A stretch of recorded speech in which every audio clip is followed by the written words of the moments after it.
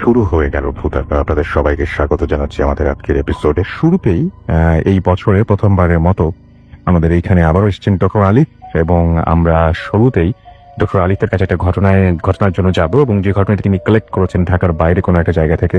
আমি বলেছিলাম তাকে যে এই ইয়ারে প্রথম যে এপিসোডটি রয়েছে সেই এপিসোডে তাকে ইনভাইট করেছিলাম, বাট উনি পারেননি আসতে, বিকজ তিনি এই স্টোরিটার জন্য ঢাকার বাইরে গিয়েছিলেন, মানে একটা কাজে গিয়েছে এবং সেখান থেকে এই স্টোরিটা কালেক্ট করে নিয়ে ফিরেছেন। তো আমরা তার সাথে কথা বলবো। আলিফ, ওয়েলকাম টু ভূত এফএম। থ্যাংক ইউ রাসেল ভাই। আসসালামু আলাইকুম এভরিওয়ান। রাসেল ভাই অনেক ধন্যবাদ আবার আমাকে কল দেওয়ার জন্য। No problem. লাস্ট মান্থে আপনি আমাকে আগেই নক করেছিলেন, আপনি জানেন আসতে পারিনি কেন, তো মেনশন করেছেন সবার কাছে, ধন্যবাদ সবাইকে। Happy new year.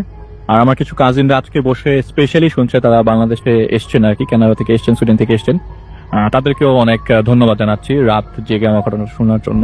আপনাদেরকে একটা কথা বলি, সেটা হচ্ছে আপনারা সুইডেনে যান বা কানাডায় যান, আমাদের শো কিন্তু আপনারা অবশ্যই শুনতে পারবেন পূর্তি অ্যাপ ইউজ করে, সো ডোন্ট মিস ইট। আমি তো রাসেল ভাই যে ঘটনাটা বলবো, উনি আমার একজন পরিচিত আর কি, আমার পেশেন্টের পরিচিত, নাম আজহার। তো উনি থাকেন হচ্ছেন কুড়িগ্রামে। তো আমি লাস্ট মান্থে এখানে যাই আর কি ওনার কাছ থেকে ঘটনাটি শোনার জন্য। প্রথমে একটু ডিফারেন্ট অ্যাটিটিউড করলো, পরে তিনি ঘটনাটি বলেন যে রাসেল ভাই ঘটনাটি শেয়ার করবে না কিনা, কারণ এটা তো আমার জীবনে ঘটে যাওয়া একটি ঘটনা। তো 1994 সালে তার সাথে এই মর্মান্তিক ঘটনাটি ঘটে। 1994 সালে উনি কুড়িগ্রাম থেকে ঢাকা আসবার পথে একটি সড়ক দুর্ঘটনার সম্মুখীন হন। সেই দুর্ঘটনার সম্মুখীন হওয়ার পরে আপনার ওনার দুই ছেলে এবং তার ওয়াইফ ছিল গাড়িতে, ড্রাইভিং সিটে তিনি ছিলেন। তো ট্রাকের সাথে মুখোমুখি সংঘর্ষে উনি মানে আপনার ইনজুর্ড হয়ে যান এবং হসপিটালে তার চোখ খোলে আর কি, অ্যাকর্ডিং টু হিম। তো হসপিটালে যখন তার চোখ খোলে এবং সবার সামনে সবাই তার পাশে দাঁড়িয়েছিল, তো উনি বুঝতে পারছিলেন না, এবং যতটুকু ওনার মনে পড়ে আর কি যে সংঘর্ষটা হয়েছিল সেটা খুবই ডেঞ্জারাস ছিল, এবং ওনার লেফট সাইডের পায়ের হাঁটুর নিচ পর্যন্ত পুরোটা কেটে ফেলা হয় এবং লেফট সাইডটা তার প্যারালাইজড হয়ে যায়। তো এরপরে প্রায় 1 মাস হসপিটাল থাকবার পর যখন বাসায় ফেরে, তো পরিবারের সবাই যখন তাকে নিয়ে বসে, তখন তাকে জানানো হয় যে ওই মর্মান্তিক সড়ক দুর্ঘটনাতে তার 2 ছেলে এবং তার ওয়াইফ মারা যান। ওকে। তো উনি জিনিসটাকে পরে প্রথমে গ্রহণ করতে পারেন নাই, এবং সে খুবই ক্রেজি হয়ে যায় কুড়িগ্রাম যাওয়ার জন্য, কারণ সব ওই 3 জনকেই কুড়িগ্রামে দাফন করা হয় ওনার পারিবারিক গোরস্থানে। হাই প্রিয় লিসেনার, কেমন আছেন? আশা করি ভালো আছেন। আজকের যে এপিসোডটি সেটি খুব ইন্টারেস্টিং, বিকজ বাছাইকৃত ঘটনাগুলো আমি এখানে শেয়ার করেছি। সবচেয়ে ভয়ানক ঘটনাগুলো হচ্ছে এগুলো, যেন আপনাদের শুনতে ভালো লাগে। তো আমরা বেশি কথা বলবো না, সেটা হচ্ছে আপনি চ্যানেলটি সাবস্ক্রাইব করে আপনার মতামত জানিয়ে দিতে কিন্তু ভুলবেন না, আর মাস্ট একটা লাইক করে দিবেন। তো চলুন আমরা মূল ঘটনায় ফিরে যাই। ধন্যবাদ। তো সেই জায়গায় সে যায়, কুড়িগ্রামে যাওয়ার পরে ওই কবরস্থানের কাছে উনি অনেকক্ষণ কান্নাকাটি করে পরে কিছু বেশি দিন দেরি না করে উনি চলে আসে ঢাকায়। এরপরে রাসেল ভাই সত্যি কথা বলতে গেলে এরকম শকিং একটা ঘটনা, পরিবারের সবাই মারা গেছে, উনি একা বেঁচে আছে। আমার কাছে লাগতে থাকে যে আমাকে কেন আল্লাহ তাআলা বাঁচিয়ে রাখলো। তো এরকম যাওয়ার পরে প্রায় 1-2 বছর যাওয়ার পরে 1997 ঘটনা বলছি, সেদিন প্রচন্ড গরম এবং ইলেকট্রিসিটি সকাল থেকে ফ্লাকচুয়েট করছে। তো ওনার ভাষ্য মতে উনি বারান্দায় দাঁড়িয়েছিলেন, বারান্দায় হুইল চেয়ারে বসেছিলেন এবং স্মোক করছিলেন। এমন সময় ইলেকট্রিসিটি চলে যায়, চারপাশটা অন্ধকার হয়ে যায়, এবং ওনার সাথে যেহেতু ওনার লেফট সাইডের একটা পোর্শন কেটে ফেলা হয় এবং ওটা প্যারালাইজ, তো তার সাথে একজন লোক রাখা হয়, পরিবার থেকে একজন লোক সবসময়ের জন্য ওনার সাথে একটা ছেলে থাকে আর কি। তো সেই ছেলেটাকে সে মোমবাতি আনতে পাঠিয়ে দেয়, বাসে মোমবাতি ছিল না। তো মোমবাতি আনতে পাঠিয়ে দেওয়ার পরে তিনি বারান্দায় বসেছিলেন। হঠাৎ করে স্মোক করতে করতে হঠাৎ করে একটা শব্দ পান, শব্দটা এরকম, বাবা। তো উনি প্রথমে জিনিসটা এত খেয়ালও করেনি, চারপাশে এত শোরগোল, কারেন্ট চলে যাওয়ার পরে স্বাভাবিকভাবে অনেক চিল্লাচিল্লি করতে থাকে। তো আবারও 5 থেকে 10 সেকেন্ড পরে ওই সাউন্ডটা আবার আসতো তার কাছে, বাবা। এবং তার সাউন্ডটা এরকম পাচ্ছিল যে তার দ্বিতীয় ছেলে, যে ছোট ছেলে আবরার, তার কাছ থেকে সাউন্ডটা পাচ্ছে। সে তো জিনিসটা একটু অন্যভাবে নিয়ে পেছনে তাকায়, এবং তাকানোর পর আসল ভাই একদম ঘুরে অন্ধকার, বাসায় কোনো কিছুই নাই, মোমবাতি আনতে পাঠিয়ে ছেলেটাকে, এর মধ্যে সে একজন ওই একটা আভা দেখতে পেল। আভাটা কি, উনি দেখতে পাচ্ছ না ছোট ছেলেটা ওনার সামনে দাঁড়িয়েছে, ক্লিয়ার করে বলি, একদম পরিষ্কার, জল করছে ছেলেটা, এবং সত্যি কথা বলতে নাক থেকে মুখ ঠোঁট পর্যন্ত পুরো ক্লিয়ার একদম, যেটা আবরারের ফেস। ওর পেছনে পেছনে হুইল চেয়ার টেনে কোনো রকমে ডাইনিং স্পেস আগাতেই উনি একটা শব্দ পায়। শব্দটাতে প্রপারলি উনি কিছু দেখতে না পেলেও একটা সাউন্ড স্পষ্ট শুনতে পায়, তুমি আসছো। এবং সাউন্ডটা তুমি আসছো এটা বলার পরে গ্লাসে পানি ঢালার সাউন্ডটা এবং পানিটা যে কেউ ঢালছে এটা সে উনি ওখানে থেকে বুঝতে পারছে। আর সত্যি কথা বলতে ওই মুহূর্তে বাসায় কেউ ছিল না উনি ছাড়া। এরপরে উনি সেন্স হারিয়ে ফেলে এবং যখন তার সেন্স ফেরে তখন দেখে যে একজন তাকে ধাক্কাচ্ছে। তো ওই ছেলেটাই ধাক্কাচ্ছিল তার সাথে যে থাকে। তো খালু আপনি তো অনেকক্ষণ ধরে পড়েছিলেন, তার 2 ঘন্টা আপনাকে ডাকাডাকি করেও পারি নাই, এখন ফুপুকে নিয়ে আসছি। তো ওনার বোন ওনাকে আসে পরে নর্মাল করে। নর্মাল করার পরে উনি বলে যে আমি একজন হুজুরের সাথে দেখা করবো হঠাৎ আচ্ছা। করে। তো বোন জিনিসটাকে প্রথমে নর্মালি নেয় না।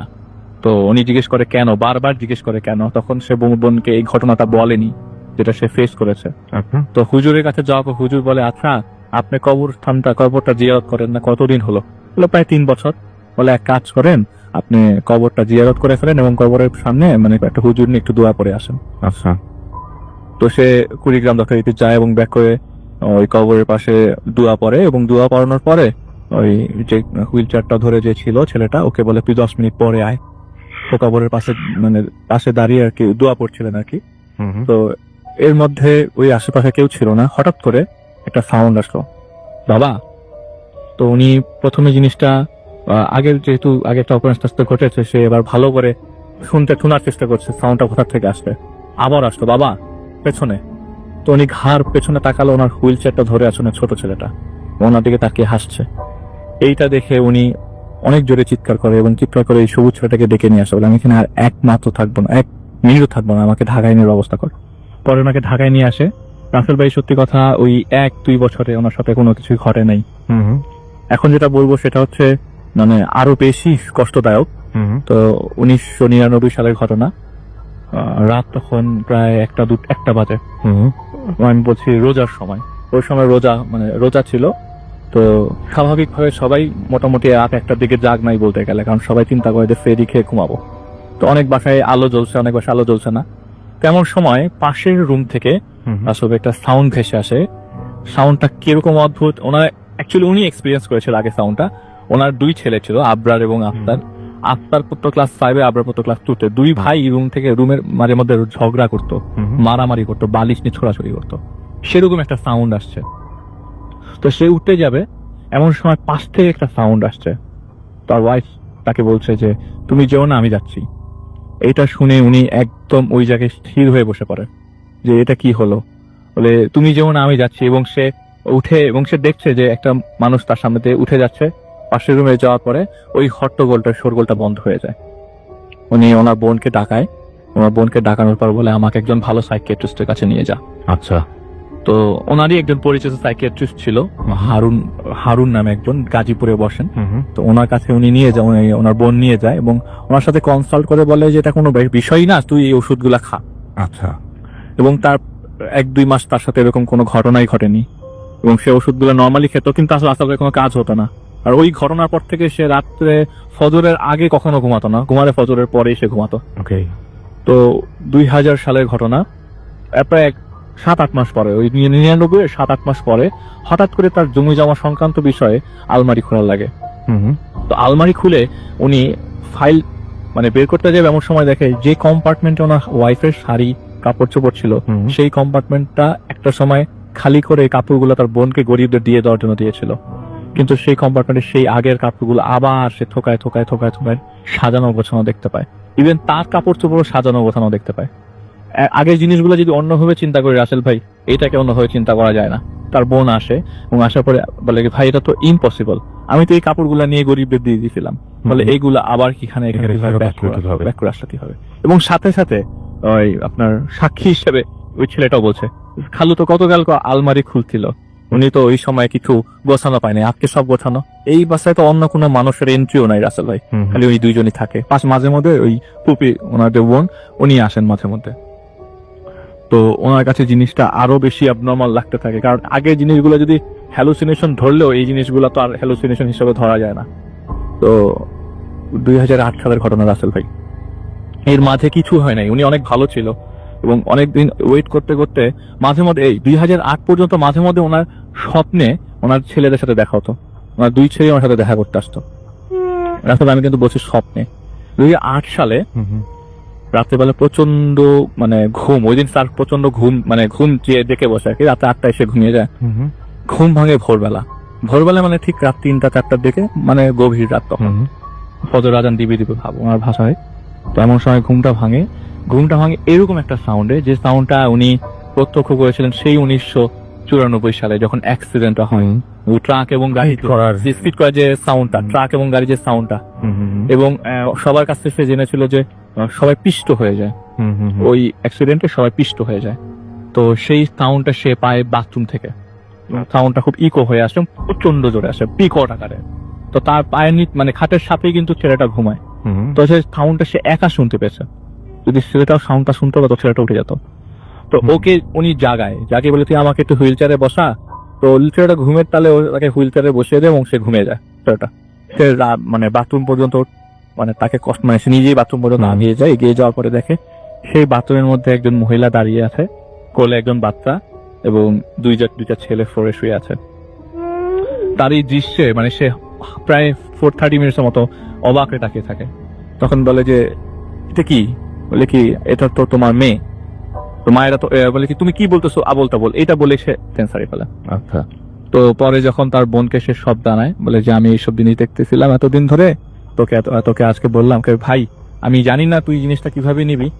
যখন তার ওয়াইফ মারা যান অ্যাক্সিডেন্টের আগে, তখন উনি প্রেগনেন্ট ছিল আর কি, এটা উনি জানতেন না। এটা জানার পর জিনিসটা আরো বেশি কষ্টকর হয়ে গেছে, যে ওই যে কোলে যে বাচ্চাটা, এইটা কি সেই ইনফরমেশন দেওয়ার জন্য সে আসছিল, বা এটা যেটা উনি জানতেন না। হ্যাঁ, এটা কি সেই ইনফরমেশনটাই দেওয়ার জন্য আসা?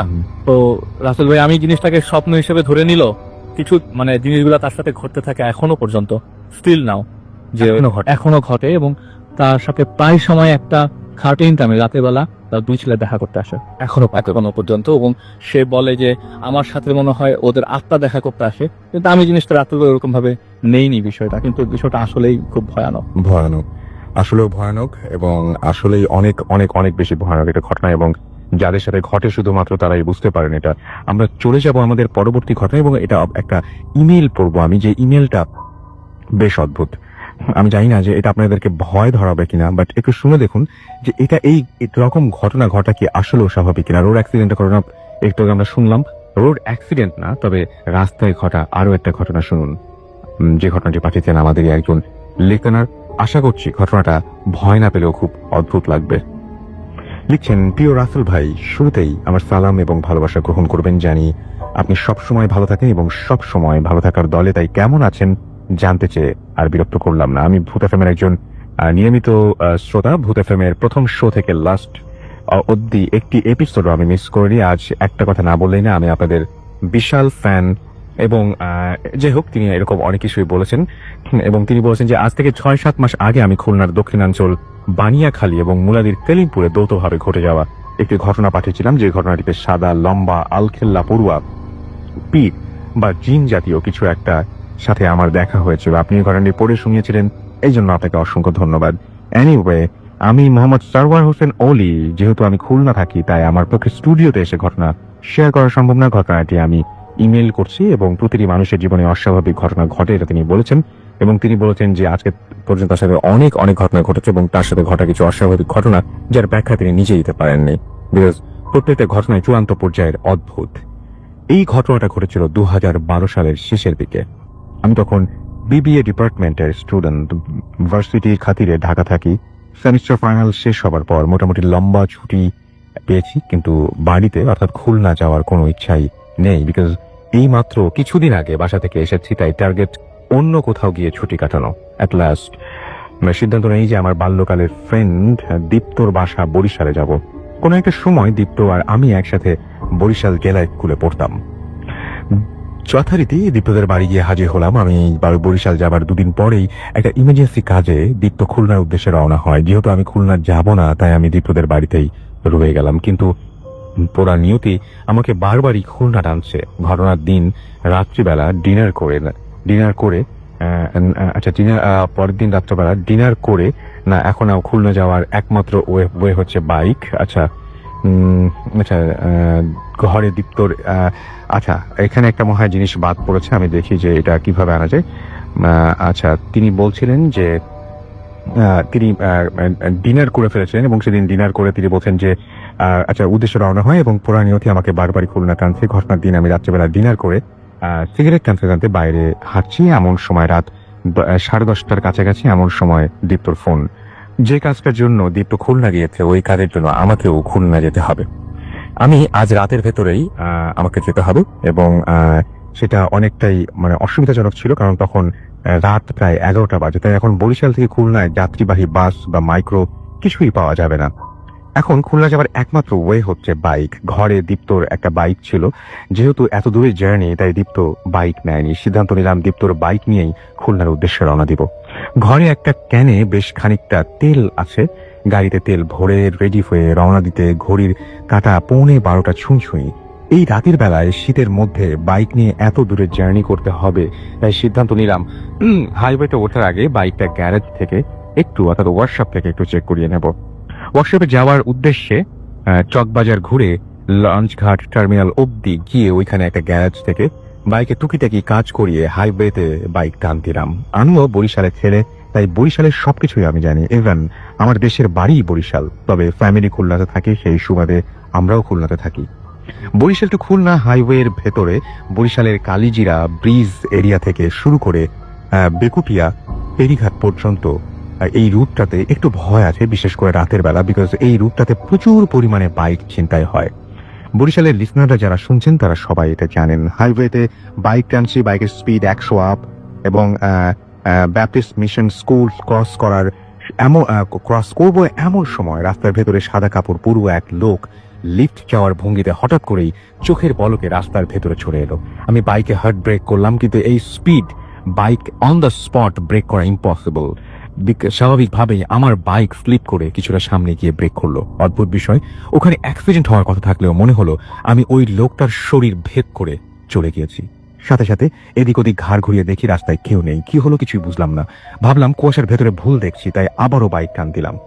রূপাতলি যখন ক্রস করছি তখন রাত 12:30 ওভার হয়ে গেছে। রূপাতলি ক্রস করার সময় বারবার বাইক ছিনতাইকারীদের ব্যাপারটা মাথায় ঘুরঘুর করছিল, কিন্তু কিছুই করার নেই, যে কোনো মূল্যে খুলনা যেতেই হবে। যাই হোক, মাথা থেকে সব চিন্তা সরিয়ে বাইক টান দিলাম।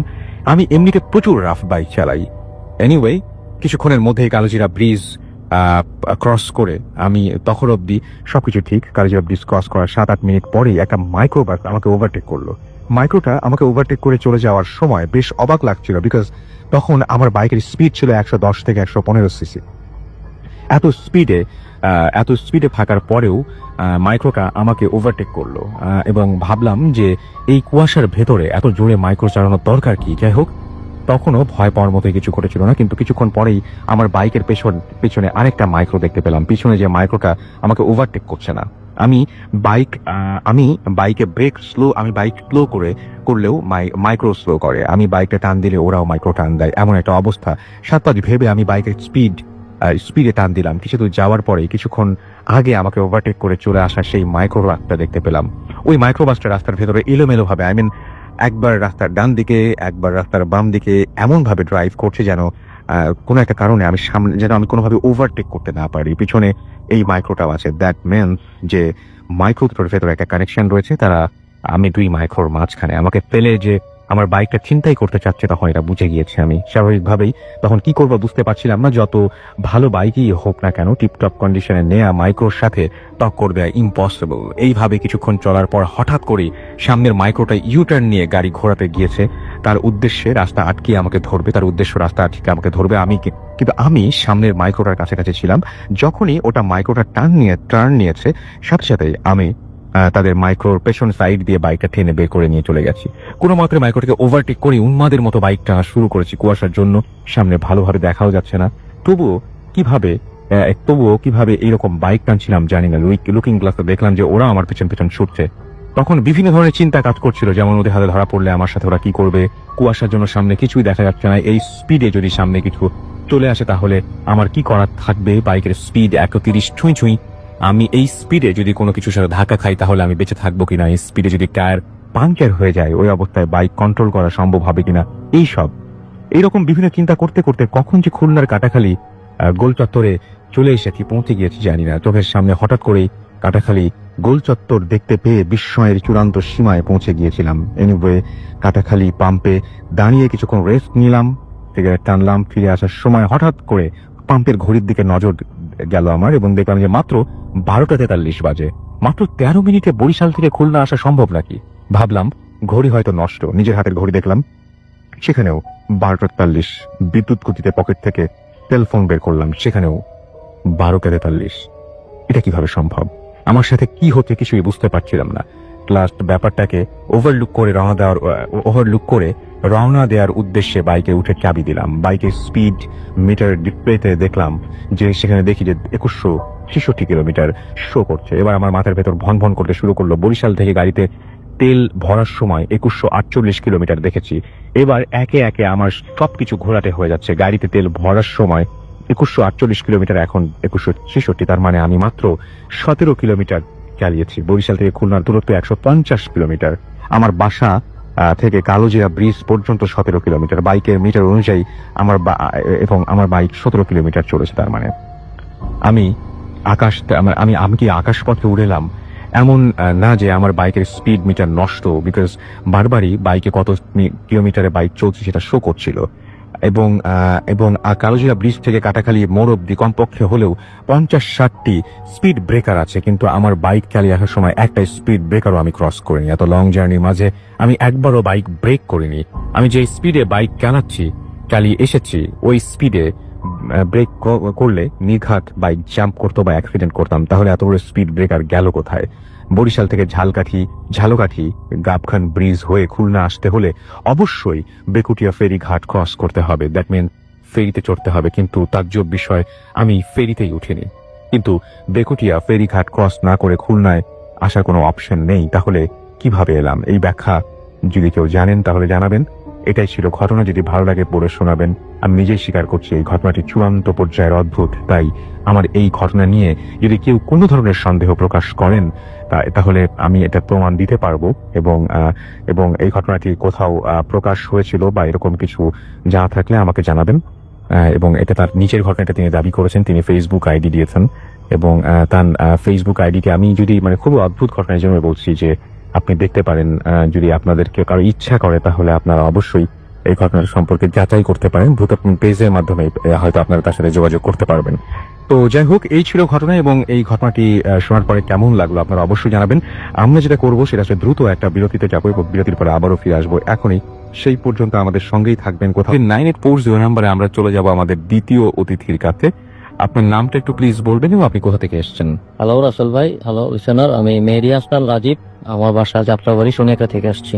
ওকে, আপনি বলছিলেন কোন একটা হোস্টেলের ঘটনা। হোস্টেলটা কোন কলেজ? সেই নামটা আমরা নাই জানলাম। কোন এলাকার হোস্টেল বা কলেজ এটা? জি, থ্যাংক ইউ রাসেল ভাই। আমার হোম ডিস্ট্রিক্ট ফরিদপুর, আর আমার এই ঘটনাটা ফরিদপুরকে নিয়ে। তো আমি কলেজটার নামটা উল্লেখ করতে চাইতেছি না। কলেজটা একটা সরকারি গার্লস হোস্টেল, গার্লস কলেজ, এবং ঘটনাটা আসলে হোস্টেল কেন্দ্রিক। ওকে, তো আমার ঘটনাটাই চলে যায়। এই হোস্টেলটা একটু বর্ণনা দেই। হোস্টেলটা হলো 4 তলা একটা ফ্লোর হোস্টেলের, এবং বিল্ডিংটা একটা লম্বা বিল্ডিং। করিডোরটা হলো একটাই করিডোর, হোটেল করিডোরের মতো লম্বা, এবং এক সাইডে সিঁড়ি আর আরেক সাইডে হোস্টেলের টয়লেট। তো ওই হোস্টেলে ঘটনাটা যেটা, হোস্টেলটা কোনো একটা ঈদ অথবা পূজার ভ্যাকেশন চলছিল। হোস্টেলের ম্যাক্সিমাম স্টুডেন্টরা আর কি বাড়িতে চলে গেছে। তো কিছু কিছু স্টুডেন্ট পরীক্ষার কারণে এখনো যায়নি, তখন ওই হোস্টেলে স্টে করছিল। তো ঘটনাটা ঘটে হোস্টেলের 4 তলায়। তো কিছু কিছু স্টুডেন্ট ছিল রুমে। তো ঘটনাটা 4 তলার একটা রুমে, যে রুমে আর কি 4-5 জন স্টুডেন্ট ছিল। তো ও রাত 1-1:30টার দিকে একটা হোস্টেলের আর কি একটা স্টুডেন্টের একটু টয়লেটে যাওয়ার প্রয়োজন পড়ে। তো ওই সাথে উনি আরেকজন বান্ধবীকে সাথে নিয়ে উনি টয়লেটে যায়। তো সাথে বান্ধবীটা টয়লেটের বাইরে ওয়েট করতে থাকে। তো উনি টয়লেটে যাওয়ার পরে 2-1 মিনিট যাওয়ার পরেই উনি একটা চিৎকার দেয়। তো চিৎকার দেওয়ার পরে বাইরে যে ওনার বান্ধবীটা ছিল, উনি টয়লেটের ভিতরে ঢুকতে পারে না আর কি। টয়লেটের দরজাটা ভিতর থেকে লক করা ছিল। তো পরে রুমের অন্যান্য যারা ছিল তাদেরকে সাথে নিয়ে রুমের তালা ভেঙে আর কি, দরজাটা ভেঙে তারপরে টয়লেটে ঢুকে, এবং ঢোকার পরে যে আগে টয়লেটে ঢুকছিল তাকে সেন্সলেস অবস্থায় পায়। এবং দ্বিতীয় যে সাথে যে আরেকটা মেয়ে ঢুকে, ওটা ঢুকার পরে হোস্টেলের সিলিং এ একটা অদ্ভুত জিনিস দেখতে পাই, সেটা হলো একটা মানুষের আর কি পায়ের উপর দিকের অংশটা, যদি আর কি আমি বলি যে রানের এখান থেকে যদি একটা আর কি কেটে কেউ যদি এই যে গরুর মাংস যেভাবে আর কি ঝুলিয়ে রানটা রাখে। ঝুলিয়ে রাখে, হুম। ঠিক সেইভাবেই সিলিং এ একটা মানুষের কাটা, একদম তাজা রক্তাক্ত পা, এবং পা থেকে টপ টপ করে রক্ত ঝরছে। তো এটা দেখার পরে দ্বিতীয় যে মেয়েটি আর কি টয়লেটে ঢুকে, ও একটা চিৎকার দিয়ে সেন্সলেস হয়ে যায়। আচ্ছা। বাইরে যে আরো রুমে যে মেয়েরা ছিল, ওরা যাওয়ার পরে সেকেন্ড যে মেয়েটা ওকে সেন্সলেস অবস্থায় পাওয়া হয়, এবং ফার্স্ট যে মেয়েটি টয়লেটে প্রথম যে মেয়েটি আর কি ঢুকে, ওকে মৃত অবস্থায় পাওয়া যায়। মেয়েটি স্পট ডেড হয়ে যায়, মেবি সম্ভবত স্ট্রোক করে ওটা দেখার পরে। হুম। আর এই ঘটনাটা আসলে রাসেল ভাই ঘটছিল প্রায় 10-12 বছর আগে। আর এই হোস্টেলটা এরপর থেকে আর কি মেয়েদের ভিতরে একটা ভয়ের একটা ভীতি চলে আসে, যে এই লাল পানি একটা ভীতি চলে আসে। এই ঘটনাটা এরপরেও আরো 2-1 বার ঘটেছে, আর কি মেয়েদের মুখে শোনা যায়। আর এই লাল পাড় ব্যাপারটা মোটামুটি হোস্টেল কর্তৃপক্ষ এবং এলাকার যারা আশেপাশে স্থানীয় বাসিন্দা আছে, এরা মোটামুটি সবাই জানে ঘটনাটা। আর ওই হোস্টেলটার ব্যাপারটা হলো, এই হোস্টেলে আর কি কিছুটা একটু হন্টেড বলা চলে, কারণ এই হোস্টেলে ম্যাক্সিমাম টাইমেই কিছুদিন পর পরই কেউ না কেউ আর কি কোনো একটা যে কোনো একটা ব্যাপারে মাঝে মাঝেই কিছু মেয়ের আর কি সুইসাইড করে। তো এই কারণে হোস্টেলটার মেয়েদের ভিতর একটা আর কি ভয় চলে আসছে। মানে এখানে যে কাটা পাটা, এই কাটা পাটা তার মানে হচ্ছে অনেকেই দেখেছে। হ্যাঁ, এবং এটা হচ্ছে হোস্টেলের ওই বাথরুমে অনেকেই দেখতে পায়, এবং আপনি যা ঘটনা বলছেন তিনি দেখার সঙ্গে সঙ্গে ওইখানে স্পট ডেড হয়ে যায়, একজনের একজন সেন্সলেস হয়ে যায় এবং তিনি একদম পড়ে। সেন্সলেস হয়ে যায়, এবং তার জ্ঞান ফেরার পরে সেটা যেটা বলে, উনি সেই ঘটনাটার বর্ণনা দেয় যে হোস্টেলে টয়লেটে ঢোকার পরে সিলিং এ এরকম একটা লাল কাটা পা আর কি ঝুলছিল। ওকে, থ্যাংক ইউ সো মাচ। আপনারা যারা আজকে মোটামুটি মানে ওয়াশরুমে যাওয়ার প্ল্যান করছেন, একটু খেয়াল করবেন আপনাদের যে ভেন্টিলেশনের জায়গা রয়েছে সেখান থেকে আসলেই এরকম কোনো কিছু ঘটবে না, তারপরেও দেখেন কেমন লাগে। যাই হোক, আমরা আরো ঘটনা শুনবো। ঘটনাকে একটা ব্রেক নিয়ে নিলে বেটার হয়, তাই না? তাহলে একবারে শেষ করে ফেলা যায়। একটা ছোট ব্রেক নিয়ে তাহলে ঝামেলা অনেক কমে যাবে আমাদের। তো যারা আচ্ছা, তারা কিছু এসএমএস করে ফেলতে হবে আমাকে দেখতে পাচ্ছি শারাত সামিন এসএমএস করেছেন, এবং তিনি বলেছেন যে আমি আজ প্রথম এসএমএস করছি, প্লাস ঘটনাটা খুবই ভয়ানক। Thank you so much. আমাদেরকে এছাড়াও এফকে তাজ খুলনা থেকে লিখেছেন, এবং তিনি শুনছেন, চরম লাগছে তার কাছে। আমাদেরকে শাওন এসএমএস করেছেন, লিখেছেন থার্ড স্টোরি পে থার্ড স্টোরির বাথরুমের ডোর খুললো কি করে। আচ্ছা, আপনার কাছে এই কোনো অ্যান্সার আছে বাথরুমের ডোর কিভাবে খুলেছিল? জি জি, আসল ভাই যখন ওই যে সেকেন্ড মেয়েটা যে চিৎকার দেয়, তার চিৎকার শুনে আর কি বাথরুমের সবাই একত্রিত হয়ে তারপরে ডোরটা ভাঙে। আচ্ছা, ওকে। আমাদেরকে এছাড়াও দেখতে পাচ্ছি শাওন, আচ্ছা, বাপ্পি এসএমএস করেছেন, এবং এছাড়াও আমাদেরকে এসএমএস করেছেন কাশেম, আমাদেরকে এসএমএস করছেন জিএস আদর ধানমন্ডি 15 থেকে। সেকেন্ড স্টোরিটা অসম এবং অদ্ভুত। আমাদেরকে এছাড়াও রূপক ময়মনসিং থেকে এসএমএস করেছেন, এবং এছাড়াও দেখতে পাচ্ছি আমাদেরকে ইহাম এসএমএস করেছেন কুষ্টিয়া থেকে, এসএসসি এক্সামের প্রিপারেশন নিচ্ছেন তিনি। জান্নাত বাগেরহাট থেকে আমাদের এসএমএস করেছেন, এবং ভূত এফএম শুনতে তার কাছে খুব ভালো লাগে। রাজীব আমাদের রামপুরা থেকে এসএমএস করেছেন এছাড়াও, এবং তিনি বলেছেন যে আলিফ ভাই খুব ভালো ভালো ঘটনা বলেন। দিস ইজ ট্রু, আসলে সত্যি। হ্যালো ফুলকি, আমি র্যাম বলছি আর্জেন্টিনা থেকে। আমি যে ঘটনাটি বলতে যাচ্ছি এটা হচ্ছে একটা হোটেলকে নিয়ে। তো ঘটনাটা হচ্ছে 2014 জুলাই মাসের ঘটনা। ওই হোটেলে আমি নতুন নতুন জব স্টার্ট করি। তো একদিন কি হলো, রিসেপশনে দাঁড়িয়ে আছি। তো সেদিন ছিল বৃহস্পতিবার। তো আমাদের ম্যানেজার ছিল ডিএম। তো সাধারণত আমাদের উইকেন্ডে আমাদের টাকা চলে আসে বৃহস্পতিবার রাত 12টার পর। তো একবার হলেও চেক করতে গেছে টাকা আসছে কিনা। তো আমাদের রিসেপশনের পিছনে একটা ব্যাগ ডোর, আর ব্যাগ ডোরের সাথে হচ্ছে আপনার এটিএম। এটিএমে টাকা চেক করছে, তখন বাজে রাত 2:30 বাজে হয়তো। তো ওর পিছন থেকে এসে কে যেন হাত দিছে, ও শোল্ডারের মধ্যে দুই হাত দিয়ে ধরছে, উপরে এটিএমের দিকে তাকিয়ে আছে। তো ওর সাথে এই সময়ে এইরকম ভাবে ফান করে হচ্ছে আমার একটা সিকিউরিটি আছে ডেভিড। ও ভাবতো হয়তো বা ডেভিড ওর সাথে ফান করছে।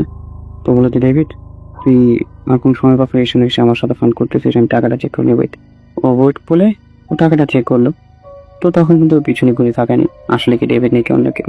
তো যখন ও ঘুরে তাকালো, টাকা চেক করা শেষ, এখন দেখলো যে ডেভিড নেই ওখানে। তো ভিতরে আসো, তো ব্যাকডোরে ভিতরে আসার পর ডেভিডটা বসে রয়েছে ওখানে অফ ডে মধ্যে আমাদের রিসেপশনে। ও ওকে বললো যে কিরে, তোকে বললাম যে ওয়েট করতে, কিন্তু চলে আসলো অফিসে নিয়ে। বলে যে কখন বললি ওয়েট করতে? কোথায়?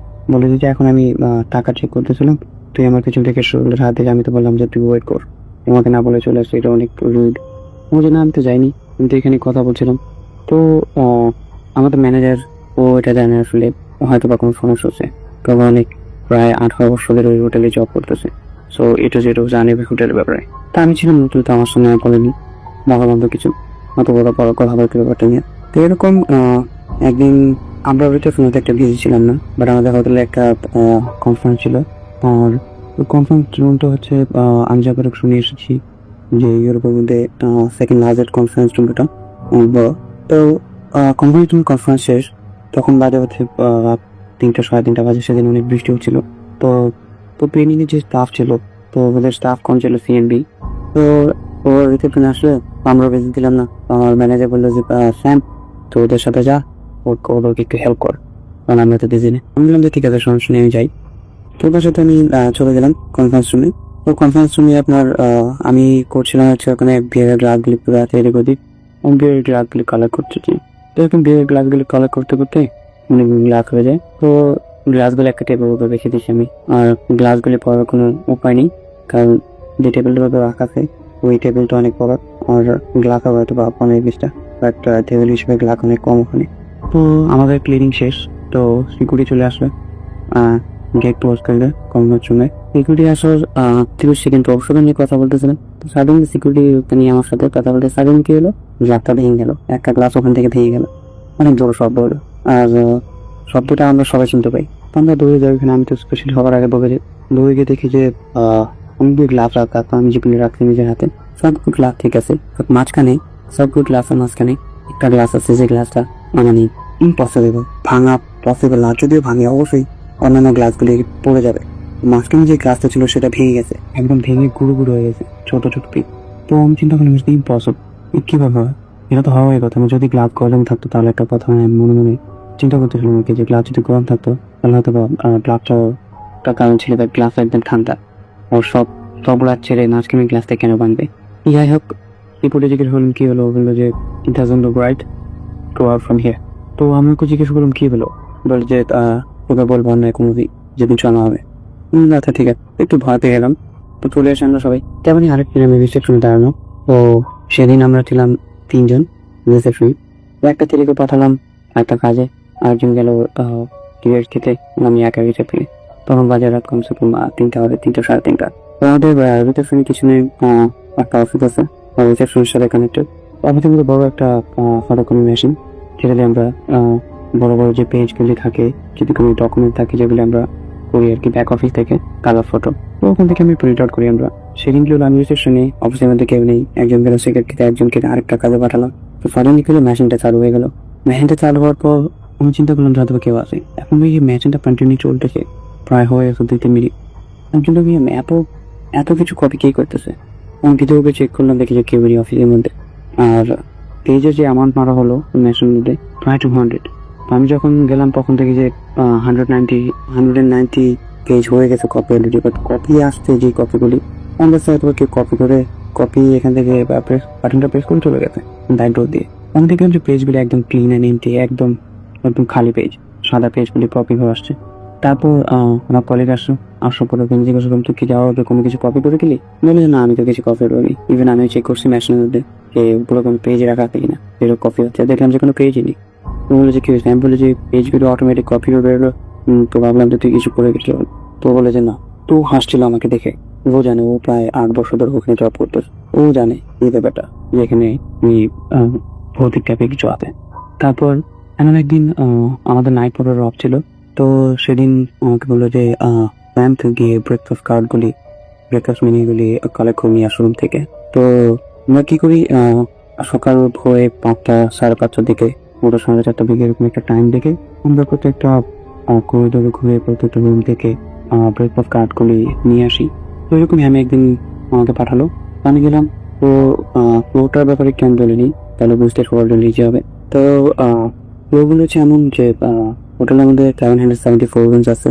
আর এই 774 রুমসতে 3 ভাগে ভাগ করা হয়েছে, 3টা সাইড দিয়ে। একটা হচ্ছে পানাস্তান, একটা সুইং, একটা ওয়েস্টার্ন উইং।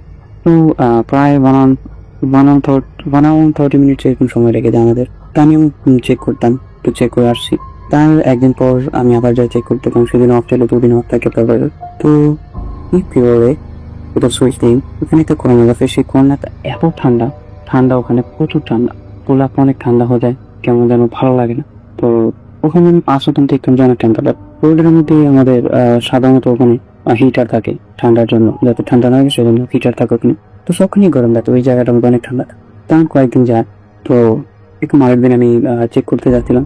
তো আমার যা কেমন যেন মনে হলো, ওটা ছিল সুইচ রয়ে। আমি হাঁটছিলাম, তো আমার মনে হচ্ছে আমার পিছন কে যেন হাঁটতেছে। আমি বুঝতে পারতেছি যে পায়ের শব্দগুলো হচ্ছে আমার পিছন। আমি যেভাবে হাঁটতেছি, আমার যেভাবে যে পাটা আগে যেতে হয় ঠিক সেভাবে আমার সাথে হাঁটতে যাতে শব্দ না হয়। তো অনেক ভয় পেয়ে যাই। তারপর আমি চলে আসি। তারপর আমি একদিন সিকিউরিটিকে জিজ্ঞাসা করি, আচ্ছা তুই আমাকে একটা কথা বলবি? বলে দেখি। আমি বলি যে আমার জানি কেমন লাগে এখানে, স্পেশালি সুইফট পানের কারণে। তুমি একটু বলতে পারবি কি সমস্যাটা কি এখানে? পরে ও বললো যে এত ব্যাগটা দিয়ে দেখে। তো আমাকে প্রত্যেকটা কোরিডোরে যদি ক্যামেরা থাকে, তো আমাকে ক্যামেরা দেখাচ্ছে। তো আমি দেখলাম যে ক্যামেরা, বললাম যে কোথায় কিছু ব্যাগে দেখা যাচ্ছে না। ও যে ভালো করে দেখ ওখানে, যে things are moving from one side to another side। আমি আসলে দেখছি যে হ্যাঁ, ওখানে যেমন কোরিডোরের মধ্যে কিডসরা খাওয়া দাওয়া করে বা মাঝে মাঝে বাইরে প্লেট গ্লাস এগুলো রেখে দেয়। আমি দেখি যে অটোমেটিকলি মনে হচ্ছে যে গ্লাসগুলি প্লেটগুলি কেউ উঠায় একসাথে পাড়াকে নিয়ে যাচ্ছে। তো দেখি ভয় পেয়ে যায়, প্রচুর ভয় পেয়ে যাই আমি। তো আমার সপ্তাহে 3 দিন আমার এই কাজটা করতে হয়, যে ব্রেকফাস্ট কার্ড করি কালেক্ট করতে হয়। আমি যদি বলে যে বডি কাজ তো ভূতে গেল, তাহলে তো আমাকে বলবো যে আমাদের তো তাহলে স্টাফ তো ওপেন যে কাজ করতে পারবে না। তো কাজের ক্ষেত্রে এসব কিছু ভাবলে তোলা না। তো সেই কাজের ভয়ে আমি কন্টিনিউ করতে থাকি। এমন একদিন রাত হয়, তখন কটা বাজে, আপনার 3টা। আমাদের বার যে থাকে হোটেলে লগের পাশে আমাদের একটা বার আছে। ওই বারটা তো রোজ হয়ে গেছে সেদিন 2:30 বাজে, কারণ বিজি ছিল না, একদম কোয়াইট ছিল। তো বারের মধ্যে গিয়ে আমি ড্রিঙ্ক নিয়ে আসতে গেলাম সবার জন্য, যে আমরা কোক দিয়ে যা কম নিয়ে আসি, হালকা হলো না সফট ড্রিঙ্ক। তো ওই নিয়ে যাই, গিয়ে লাইট অন করে ফ্রিজের সাথে। তো লাইট অন করার পর তো ওখান থেকে আমি ড্রিঙ্ক বের করছি। আমার মনে হচ্ছে আমার বাপ আসে কে যেন দাঁড়িয়ে থেকে দাঁড়িয়ে হাসছে, আমার দিকে খুব ভয়ানক ভাবে তাকিয়ে আছে। চোখ বলে মনে হচ্ছে বেরিয়ে যাবে, আমার লাগতেছে। তো জিনিসটা থাকতে আমি সিরিয়াস ভাবে নিইনি, কারণ ভয় পেলে একটা সমস্যা। তারপর আমি ওখান থেকে চলে আসি। রিসেপশনে এসে পর আমি ম্যানেজারকে বলছি যে দেখ আমার তো ভালো লাগে না, কেমন লাগে ভালো যখন ড্রিঙ্ক নিয়ে আসতে, যে মনে হয় যে কে যেন পাশে দাঁড়িয়ে দেখে। তো হাসছিল। তো বলে যে কিছু না, এগুলি তোর হয়তো লাগে অন্ধকার দেখে। কিন্তু আমাকে তারপর সত্যি বলে না, সত্যি কথাটা বললেই তো আমি চলে যাবো। এত ভয়ানক ঘটনা। তো এমন একদিন আমি যাচ্ছিলাম, সেটা হচ্ছে ডাঙায় একদিন বৃহস্পতিবার রাত। আমি যাচ্ছিলাম অ্যাড্রেস রোড, আমি সবসময় চেক করতেছি। তো চেক করছি। তো ওই ঠান্ডা যে জায়গাটা গেলে শরীর ঠান্ডা হয়ে যায়, সেই জায়গাটা যখন ক্রস করছি, তখন আমার মনে হলো কে যেন একজন রুম থেকে বেরোলো। রুমের দরজাটা যে ওপেন করলো, আমি দেখতে পাচ্ছি হ্যাঁ রুমের দরজাটা ওপেন করছে। তো ওপেন করে আমার পিছন হাঁটে। তো সাধারণত হোটেলের করিডোরের মধ্যে ডান পাশে বাম পাশে এবং এন্ড অফ দ্য করিডোরে সবসময় ছোট ইনগুলি লাগানো থাকে, ফটো ফ্রেম লাগানো থাকে, অনেক ধরনের ফটো দিয়ে সুন্দর ফটো লাগিয়ে দেখা যায় ফ্রেম করে রাখে, তো গ্লাসে থাকে। তো আমি হাঁটছি প্রায় এন্ড অফ দ্য করিডোর চলে আসছি। তো আমার কেমন যেন লাগতেছে, আমার পিছনে কে দাঁড়িয়ে আছে। আমি দাঁড়ালে আমার পিছনে দাঁড়ায়, আমি হাঁটলে আমার পিছন থেকে হাঁটতেছে। তো আমি দাঁড়িয়ে যখন আমার চোখটা যায় এন্ড অফ দ্য করিডোরে প্রায় চলে আসছি, তো একদম এন্ড অফ দ্য করিডোরে সোজা দেখি যে একটা আমাদের ওখানে আমার পিছনে হাঁটতে যে এত বিশ্রী একটা জায়গা, ওর ফেস জ্বলা একটা লোক, একদম ফেস জ্বলে উনি ছোট পিম্পলসের মতো চলে আসছে ফেসের মধ্যে, দাঁতগুলি বের হয়ে গেছে, ঠোঁট নেই, তারপর মাথায় চুল নেই, একদম সব ভয়ানক একটা ফেস। উনি দেখতে পাচ্ছে, উনি যখন ওই ফ্রেমটার দিকে তাকার সামনে রিফ্লেকশন পিছনে আমার পিছনে আমাকে আমার পিছনে দেখা যায়। আমি দেখলাম যে আমার থেকে কমসে কম 1 থেকে 2 হাত হবে দূরে ও হাঁটছে। তো আমি এটা দেখে আমি আর সহ্য করতে পারিনি, আমি মাথাটা নিচের দিকে আল্লাহ করতেছি, আর যতর উপর সুরা পারি পুরো পড়তেছিলাম। তো আমি এসে লিফটের জন্য দাঁড়িয়েছি, আর লিফট হচ্ছে লিফটের ডোরবেলি হচ্ছে রিফ্লেকশনটা দেখা যায় ওখানে মিররের মতো মানে মিরর যত ক্লিয়ার দেখা যায়, লিফটের ডোর থেকে এত ভালো ক্লিয়ার দেখা যায়। তো আমি দাঁড়িয়ে আছে দেখি জানা সাইডে আমার পাশে দাঁড়িয়ে আছে। আমি তো মানে আমি আর দেখতে পাচ্ছি, চোখ বন্ধ করে আল্লাহ আল্লাহ করতে, তার লিফট আসতেছে না। নিচতলা থেকে লিফট 8তলা আসতে সময় লাগে। আমি আল্লাহ আল্লাহ করতেছি। তারপর আমি লিফটের মধ্যে যখন ঢুকে দাঁড়ায়, তো আমার সাথে সাথে ওটা ঢুকে আমার পিছনে দাঁড়া থাকে। তো তখন আমি তো চিন্তা করতেছি আমি তো হয়তো বা সে রাখি, তো লেকচার মধ্যে আমার কিছু একটা হয়ে যাবে। তবে তারপর মনে মনে দোয়া করতেছি, আল্লাহকে ডাকতেছি। নিজের মধ্যে একটা কনফিডেন্স আজকে দোয়া পেলে চলবে না। আমি নিজে প্রচুর ভয় পাচ্ছিলাম, বাট তারপর নিজেকে সান্ত্বনা দেখছিলাম যে ভয় পেলে চলবে না। এভাবেই আল্লাহ আল্লাহ করতে করতে নিচে চলে আসি। নিচে চলে আসার পর আমি লিফট থেকে বেরোটা দৌড় দিই আমি সোজা চলে যাই রিসেপশনে গিয়ে ওখানে আমি বেরোসে পড়ে যাই। তো যখন বেরোসে তখন তো আমি আর বলতে পারলাম বেরোসার পর্যন্তই। বেরোসে পড়ে যাওয়ার পর তখন বাজতেছে প্রায় 5:30। তো তার 2-3 ঘন্টা পর আমার যখন হুশ হয়, তখন আমি দেখলাম যে আমাদের হোটেলের মধ্যেই যে ডক্টর ওর রুমের মধ্যে আমি বেডের মধ্যে শোয়া। তো ওকে আমি জিজ্ঞেস করলাম আমার কি হয়েছে করে। ও বললো যে আচ্ছা আমি বলতেছি। পরে আমি ম্যানেজারকে ডাকলো, আমার ম্যানেজার আসলো, এসে আমাকে বলতেছে এরকম যদি এটা এরকম হলো আর কি। তো এখানে এসে প্রশ্ন পড়ে গেছে 3 থেকে 21। তারপর আমি বললাম যে হ্যাঁ আমি আমার নাম দেখছি, আসলে ঘটনাটা কি। ওরা আমাকে বলেছে দেখ তোকে আজকে বলি, তুই আমাকে যে স্বপ্ন যে কাউকে দেখতে পাচ্ছিস শত ও ভয় লাগতেছে বলবে তোমাকে, ও গ্লাভ ভেঙে গেছে কনফারেন্স রুমে, এগুলো সবাই সত্যি।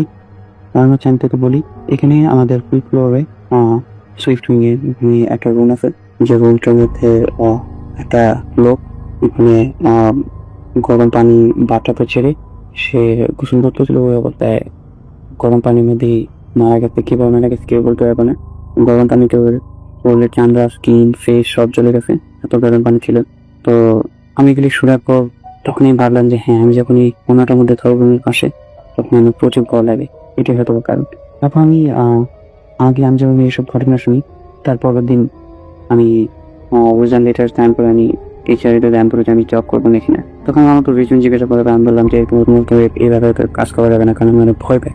এটা সত্যি ইকোনমিক হল টাইপ জিনিস আছে, যেগুলি খুবই ডেভেলপেশন আর লাইফ স্কিল আমি কাজ করতে চাই না। প্রত্যেক আমার কন্ট্রাক্টটা ক্যান্সেল করে দেয়। তো এগুলো আমার কন্ট্রাক্ট ক্যান্সেল করে আমি এখান থেকে চলে আসি। আমি টোটাল জব করবো ওখানে 1 মাস 10 দিনের মতো। এই ছিল আমার ঘটনা। ধন্যবাদ।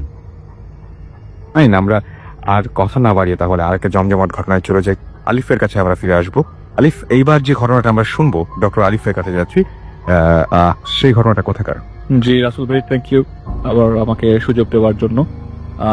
এই ঘটনাটি রাসেল ভাই খুলনার ঘটনা আর কি। তো লেসনের সবাইকে আবারও ধন্যবাদ জানিয়ে আমার দ্বিতীয় ঘটনাটি শুরু করছি। এই ঘটনাটি ঘটে, আপনাদেরকে আমি আবারও মেনশন করি, আমার এই ঘটনাটিও 90s এর ঘটনা। 1992 সালে এই ঘটনাটি ঘটে। সাবের নামের একজন মহিলা, উনি আমার পরিচিত। তো এবং এই যেহেতু বাসা রিলেটেড ঘটনা, আমি বলবো যে আপনারা যে বাসাটায় রয়েছেন সেই বাসাটাকে কল্পনা করুন এবং এই ঘটনাটা একটু মন দিয়ে শুনবেন এবং কল্পনা করুন যে এই ঘটনাটি আপনাদের বাসাতেই ঘটছে। কেমন লাগবে, বিশেষ করে যারা স্টুডেন্ট তাদের জন্য বলছি। তো তিনি তখন অনার্স পড়তেন খুলনার কোন একটা ইউনিভার্সিটিতে। তো সেকেন্ড ইয়ারে উনি ইকোনমিক্স স্টুডেন্ট ছিলেন। তো সেকেন্ড ইয়ারে আপনার যে সময় ঘটনাটি ঘটে ওই সময়টা গরমকাল এবং প্রচন্ড ঝড়ের দিনের ঘটনা রাসেল ভাই, কালবৈশাখী ঝড়। এবং ওই মুহূর্তে পেপারের মানে খবরের কাগজে এসেছিল যে টর্নেডো বয়ে গেছে ওই সাইডে। তো ওই রাতে আপনার প্রচন্ড ঝড় হয় আর কি। ওই ঝড়ের মধ্যে ওইখানে পড়তে থাকেন উনি রাতের বেলা। রাত তখন 12টা কি 1টা বাজে, এমন সময় ইলেকট্রিসিটি চলে যায়। সেই পড়ার টেবিল থেকে সে উঠে চিন্তা করে যে মানে রান্নাঘরের জানালাটিও লাগানো না। তো আমি তার বর্ণনাটা মানে ওই বাড়ির বর্ণনাটা একটু দিতে চাই আগে। ওনাদের বাড়ি ছিল খুলনা শহরেই, এবং ওই শহরে যেখানে ওনাদের বাড়ি তার আশেপাশে কোনো বিল্ডিং ছিল না, দূর দূরান্তে কোনো বিল্ডিং দেখা যেত না, আশেপাশে সবই টিনের চালের ঘর। তো ওনাদের বাড়ি ছিল 3 তলা। নিচতলায় ভাড়া থাকতেন একজন ভদ্রলোক, একজন ভদ্রমহিলা। দ্বিতীয় তলায় ভাড়া থাকতেন ওনার ফ্যামিলি, ওনার বাবা এবং ওনার ভাই 2 ভাই ছিলেন। আর ওনার উপরে 2 বোন মানে থাকতো আর কি। তো ওই 2 তলা মানে 3 তলার ছাদে, যেটা অর্ধেক ছাদ অর্ধেক রুম, তো 2 রুমের মধ্যে 1 রুমে উনি থাকতেন আর 1 রুমে ওনার বোন, ওনার ছোট বোনের বাচ্চা, এবং ওনার যে দুলা হয়নি বাংলাদেশে বাইরে থাকতেন। তো বোনও ম্যাক্সিমাম টাইম খুলনাতেই ওই বাসায় থাকতো। তো যেদিন ওনার এক্সাম ছিল তার আগের দিন রাতে তিনি পড়ছিলেন। তো হঠাৎ করে ইলেকট্রিসিটি চলে যায়। ইলেকট্রিসিটি চলে যাওয়ার পর ওনার মনে হয় না একটু চা বানিয়ে নিয়ে আসি, মোমবাতিও জ্বালিয়ে নিয়ে আসি। আচ্ছা। তো যথারীতি রান্নাঘরে যাওয়া পরে, তো রান্নাঘরের কাজ শেষ করে মোমবাতি হাতে এবং প্রায় কাপ পেয়ালা হাতে নিয়ে একটু সামনে গতি রুমের কাছে যেতেই ইলেকট্রিসিটি চলে আসে। তো ধাপ করে ইলেকট্রিসিটি চলে আসার পর উনি মানে ওনার যে পড়ার টেবিল সেখানে দেখতে পান একজন বসে আছে এবং পড়ার ভান করে যেই দিকে টেবিল সেদিকেই ওই দিকেই মুখ করে বসে এবং তার সারা শরীর চুল দিয়ে ঢাকা, চেহারা দেখা যাচ্ছে না। তো এইটা দেখে উনি সেন্স হারিয়ে ফেলে। তো যখন সেন্স হারিয়ে ফেলে, যখন ফ্রেন্ডস আসে বাসার সবাই তাকে জিজ্ঞেস করে কি রে কি হয়েছে, তখন তার সে আর জিনিসগুলা বলার পর কেউ বিশ্বাস করেনি। বলে যে এটা তোর মনের ভুল বা তোর তুই আগে কখনো চিন্তা করছিলি বা স্বপ্নে দেখছিস সেটা হতে পারে। তো এইগুলি কিছু জিনিস না তুই ভালো করে এক্সাম দে। তো উনি আগামী মানে পরের কয়েক কিছু এক্সাম দিতে পারে নাই। তো এই ঘটনাটা ঘটার প্রায় 1-2 মাস তার সাথে তেমন কোনো কিছু না ঘটলেও তৃতীয় মাসে গিয়ে তিনি আবারও একই জিনিসের সম্মুখীন হন, কিন্তু এবার একটু অদ্ভুত হবে। ঠিক একইভাবে ওই দিন রাত্রে কোনো রাত থেকে পড়ার একটা অভ্যাস আছে এবং ওই দিন রাতে তিনি গল্পের বই পড়ছিলেন। তো গল্পের বই পড়া অবস্থায় এমন একটা ইন্টারেস্টিং জায়গায় সে ভাবলো যে না একটু চা বানিয়ে চা খাওয়া যাক, সাথে গল্প বই পাওয়া যায়। রাত তখন 2টা বাজে। তেমন সময় সে রান্নাঘরে গেলেন, চা বানিয়ে নিজে খাতে আসলেন এবং খাতে বই পড়ছিলেন। এমন সময় বইয়ের মাঝখানে তিনি দেখলেন যে সিলিং থেকে লারে টপ টপ টপ টপ করে তার হাতের উপর এবং বইয়ের উপর পড়ছে। সিলিং থেকে রক্ত পড়ছে। এবং এটা দেখে উনি মানে হাউ মাউ করা শুরু করে দিলেন এবং জোরে জোরে চিৎকার, আপা এ মা এ বাবা। তো ওনার বোন যথাযথ অন্য রুম থেকে দৌড়িয়ে আসে। রাত তখন 2টা, উনি তো ঘুমছিলেন। তো ঘুমন্ত অবস্থায় আসে এবং নিচে থেকে বাবা মাকে ডেকে নিয়ে আসে, বলে কি এই যে আপা দেখ আমার হাতের মধ্যে এরকম রক্ত, বইয়ের মধ্যে রক্ত। তো ওনার মুভমেন্ট এরকম ছিল, আসলে কেউ কিন্তু রক্ত দেখতে পাচ্ছে না, উনি একাই দেখতে পাচ্ছে। তো সবাই মনে করছে এটাও এত বড় কোনো সমস্যা হয়েছে, ওনাকে একজন সাইকিয়াট্রিস্টের কাছে নিয়ে যাওয়া দরকার। তো আমাদের বাংলা ঢাকা শহরে খুব বিরল একজন সাইকিয়াট্রিস্টের কাছে তাকে নিয়ে আসা হয়। ওনার কাছে যখন নিয়ে আসা হয় এবং উনি যখন দেখেন তখন বলে যে না, ওনার কন্ডিশনটা যদি এখনই ঠিক না করা হয় তাহলে জিনিসটা আরো ওয়ার্স্ট কন্ডিশনে যেতে পারে এবং এই জিনিসটা যদি একবার সেট হয়ে যায় সেটা পরে রিমুভ করা যাবে না। ওকে। তো তাকে এরকম ঘুমের ওষুধ দিয়ে দেওয়া হয় এবং ঘুমের ওষুধ দিয়ে দেওয়ার পরে প্রায় 1-2 মাস মানে যে বলে কন্টিনিউয়াসলি সেটা ওষুধগুলো খাবে, দরকারে যদি 2 মাস তাকে পড়াশোনা বন্ধ রাখতে হয় সেটাও করতে হবে for the sake of her life. তো পরে যখন এই জিনিসটা 2 মাস উনি থেকে ওষুধগুলো পালন করলেন, এরপর থেকে তার আবার ঠিক একই অসুখ শুরু হলো। সে রাতে ঘুমায় না এবং জেগেই আছে ম্যাক্সিমাম টাইম। তো এর যেদিন ঘটনা ঘটে সে আসলে সরি এরপরে যখন 2 মাস হয়, এরপরে 2 মাস যখন সে ওষুধগুলো কন্টিনিউ করবার পরে এরপরে তার কাছে মনে হয় না ওষুধগুলো খাওয়া দরকার আছে, তার সত্ত্বেও কিছু হচ্ছে না। ওই দিন রাতে ওই দিন গভীর রাতে তার ঘুমিয়েছিল, আগে ঘুমিয়ে যায় এবং প্রায় রাত 3টা কি 4টা থেকে তার ঘুম ভাঙার পরে ভাঙে হচ্ছে বিকট একটা চিৎকারে, এবং চিৎকারটা আসে তার বোনের রুম থেকে। তো আপনার পাশের রুম থেকে যদি চিৎকার আসে এবং সেটা যদি আপনার বোনের রুম হয়, আপনি দৌড়ে যাবেন। স্বাভাবিক, খুবই স্বাভাবিক। তিনি দৌড়ে যান, দৌড়ে গিয়ে দেখেন ওনার ওনার ভাষ্য মতে যে এখন ওনার বোন মাটিতে বসে আছে, সাদা শাড়ি পরা, শাড়ির মধ্যে ছোপ রক্তের দাগ এবং কোলে একটি বাচ্চা যেটা তার ওনার বোনের মেয়ে, এবং সেই বোনের বাচ্চার মাথায় মানে শরীরে মাথাটা নাই, মানে বিচ্ছিন্ন অবস্থায় রক্তের টান এবং মাথাটা হচ্ছে খাটের ঠিক নিচে, মানে দেখতে পাচ্ছেন ও মাথাটা। এটা দেখে সে একটা চিৎকার দিতে যাবে এমন সময় তার মাথায় আসলো যে উনি যখন সাইকিয়াট্রিস্টের কাছে ঢাকায় এসেছিল রাসেল ভাই, ওই মুহূর্তে তার বোন তার সাথে তো খুলনায় ব্যাক করে নাই। তাহলে উনি কি দেখছে, এইটা দেখে উনি ওই মুহূর্তে সেন্সলেস হয়ে যায়। চোখ যখন খোলে তখন হসপিটালের বেডে তার বোন তার কাছে জানতে আসে এবং হসপিটালে ওই অবস্থায় যায়, মানে তিনি এমন হয়ে পড়েন। তো ডাক্তার এভাবে মানে বোন যখন হসপিটালে আসেন তখন জানতে পারে যে ওনার লাম্বার 4-5 ভার্টিব্রাল কলাম থেকে ডিসপ্লোজ হয়ে যায়। তো ডক্টর তাকে কমপ্লিট বেড রেস্টে পাঠিয়ে দেয় 3 মান্থের জন্য। তখন তার বোনকে সে পুরো ঘটনাটা শেয়ার করে, কারণ এর আগের বার যে তার সাথে যেসব অকারেন্স হয়েছিল সেসব অকারেন্সের কোনো কথাই তার ফ্যামিলি বিশ্বাস করেনি এবং সাইকিয়াট্রিস্টের ভাষ্য মতে এসব জিনিস আসলে হওয়া সম্ভব না। তো ওনার বোনকে যখন ঘটনাটা শেয়ার করে, ওনার বোন খুব মনোযোগ দিয়ে শুনে এবং আশ্চর্যজনক রাসেল ভাই, ওই মুহূর্তে তার বোন ঢাকায় ছিল, বলে যে আমিও ঠিক একই স্বপ্ন দেখি। আমি ওর বোনকে 2 বোনকে শেয়ার করছে। বড় বোন বলছে আমি দেখি আমি ফ্লোরের মধ্যে বসে আছি, তো তোর ভাগ্নি আমার কোলের মধ্যে, কিন্তু ওর মাথাটাও নাই, মাথাটা পাশে খাতের নিচে। তার মানে এক বোন দেখেছেন সামনাসামনি আর এক বোন দেখেছেন সবাই। ওকে, দুইজন, তার মানে পুরো জিনিসটাকে এখনই আমরা মানসিক সমস্যা করে উড়িয়ে দিতে পারছি না। কারণ এটা যদি মানসিক সমস্যা হতো শুধু সেই খবর। দুই বোন একসাথে মানে কি, উনি তার প্রত্যক্ষণই স্বপ্নে দেখেছে আর একজন সামনাসামনি। তো ঘটনাটা তখন দুই বোনের কাছে খুবই মানে ভয়ঙ্কর লাগে। তখন দুই বোন একসাথে থাকা শুরু করে দেয়, ওই ছোট বোনটাও ওনার সাথে ঘুমানো শুরু করে আর কি। তো একটা সময় ওই থেকে প্রায় 1 বছর পর হঠাৎ করে একটা চিৎকারে ঘুম ভাঙে, এবং ওই চিৎকারে শুধু তার ঘুম ভাঙে না, দুই বোনের একসাথেই ঘুম ভাঙে। দুই বোন যখন ঘুম ভেঙে একে অপরের দিকে তাকিয়ে থাকে, তো চিৎকার কোথা থেকে আসলো, দেখলো দোতলার দরজা খোলার সাউন্ড আছে, তার মানে তার বাবারও ঘুম ভেঙেছে। তখন তারা দরজা খুলে নিচের দিকে আগায়। নিচের দিকে যাওয়ার সময় মনে হয় যে ডাকাতি, এরকম সাউন্ড যে ডাকাতি হয়েছে এরকম কিছু একটা। ওনার বাবা যখন নিচে যায়, ওরাও তখন পেছনে পেছনে ঘরের ভেতরে ঢোকে। নিচতলার যে ভাড়াটে থাকতো, ওনার হাজবেন্ড ওয়াইফ থাকতেন আর কি, দুইজনের বয়স 50-55 উপরে। তো ওনার ছেলে মেয়ে থাকতো বাংলাদেশের বাইরে, এক ছেলে এক মেয়ে, দুইজনই ইউকো থাকতেন। তো ওইখানে যে ঢুকে যারা মানে চোখের সামনে যা দেখে আর কি, যে ওই মহিলা যে আন্টি ডাকতেন তাকে, সে দাঁড়িয়ে আছে, তার শরীরের আঁচল পরা এবং একদম হতভম্ব হয়ে তাকিয়ে আছে। এবং এটা তো বাস্তব একদম। এটা বাস্তব, এটা তো সবাই দেখছে। সবাই, বাবা মা, তার ভাই, 2 ভাই, তার বোনও এসছে উপর থেকে। আর সামনে যে স্বামী পড়ে আছে, তার শরীরের সাথে মাথাটা নাই। ওই মাথাটা মনে হয় মাথাটা এমন ভাবে টেনে রান্নাঘরের দিকে নিয়ে যাওয়া, মানে যে মাথাটার রক্তগুলা রক্তের দাগ ফ্লোরে রান্নাঘর পর্যন্ত টান দেওয়া। তো এটা দেখে দুই বোনই চিৎকার করে উপরে চলে যায়। তখন তো পুলিশ আসে এবং ডেড বডিজ নিয়ে যায়। তার ওখান থেকে ওনারা আত্মীয় স্বজন এসে ডেড বডিজ রিসিভ করে, পরে দাফন করার পরে ওই বাসাটা ওনারা ছেড়ে দেয়। ওই মহিলার কি হয়? ওই মহিলা তো পরের দিন মারা যায়। আমি আপনাকে সরি রাসেল ভাই, আমি আবারও জিনিসটা স্কিপ করে গেছি। এই ঘটনার পরের দিন ওই মহিলাটা মারা যায় হসপিটালে। ওকে, এবং দুইজনেরই ডেড বডি পরে যখন বিদেশ থেকে মাঝে ওয়াইফ আমার ওয়াইফ তিনি মারা যান, পরের দিনই মারা যান, হসপিটালেই মারা যান। এবং বিদেশ থেকে তখন ছেলে মেয়ে এসে দাফনের কাজ রিসিভ করার পরে দাফনের কাজ শেষ করে ওরা বাসাটা ছেড়ে দেয়।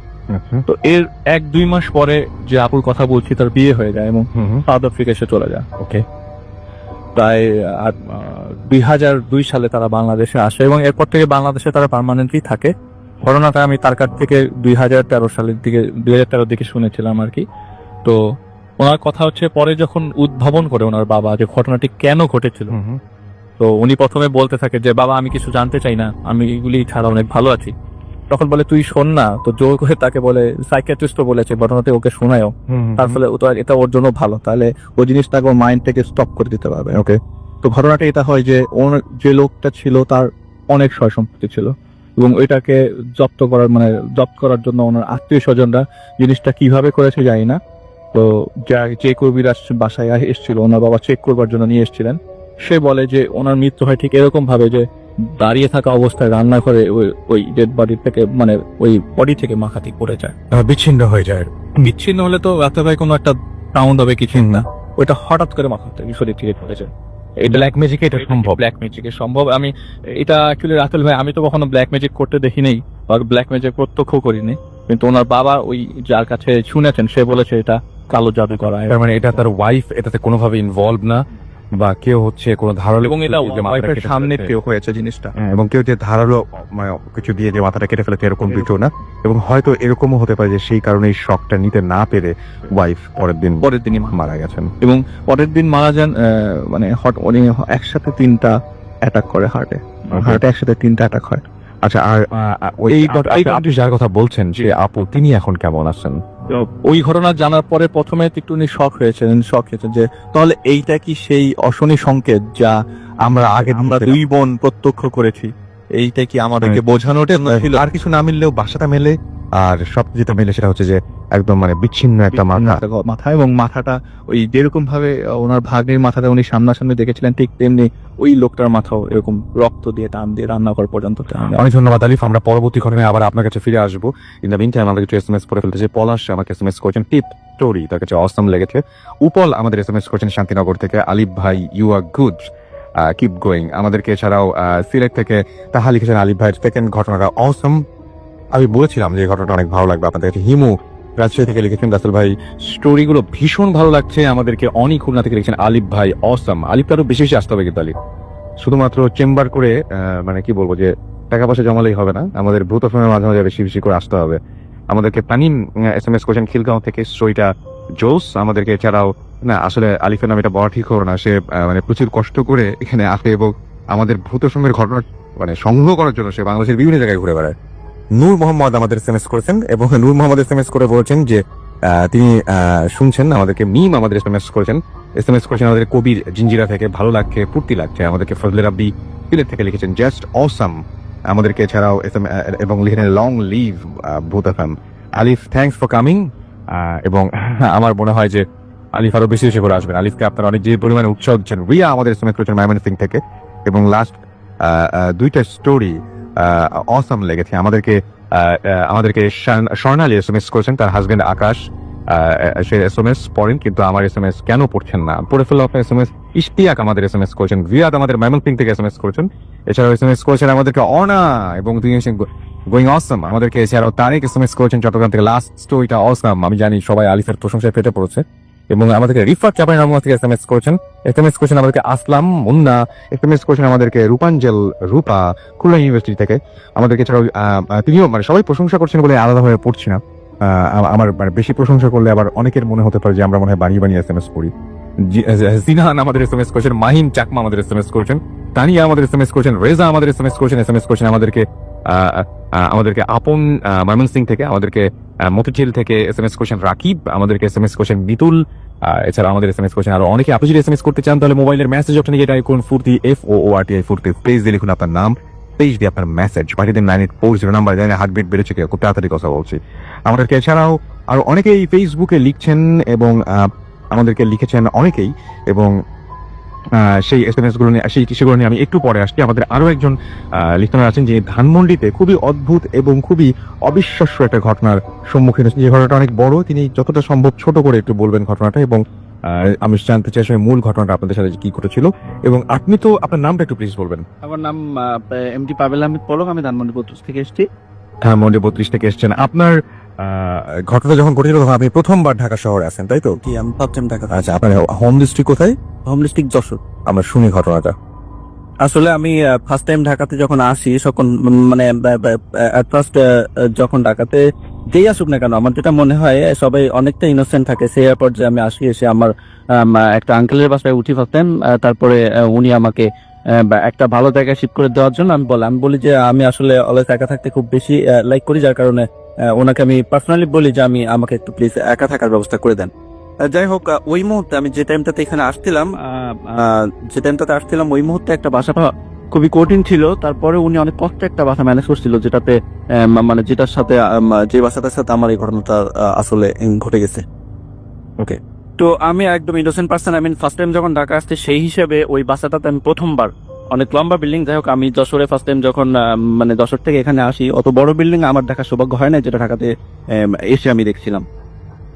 তারপরে এসে অত বড় বিল্ডিং দেখে আমার খুব একটা শখ ছিল যে বড় বিল্ডিং এর ছাদে যা মানে আকাশটাকে ভালো করে দেখবো। যাই হোক, ওই সেন্সটা মনের মধ্যে নিয়ে আমি উপরে উঠে যাই। কাউকে আপনার এর আগে এত বড় বিল্ডিং কোনোদিন দেখেননি?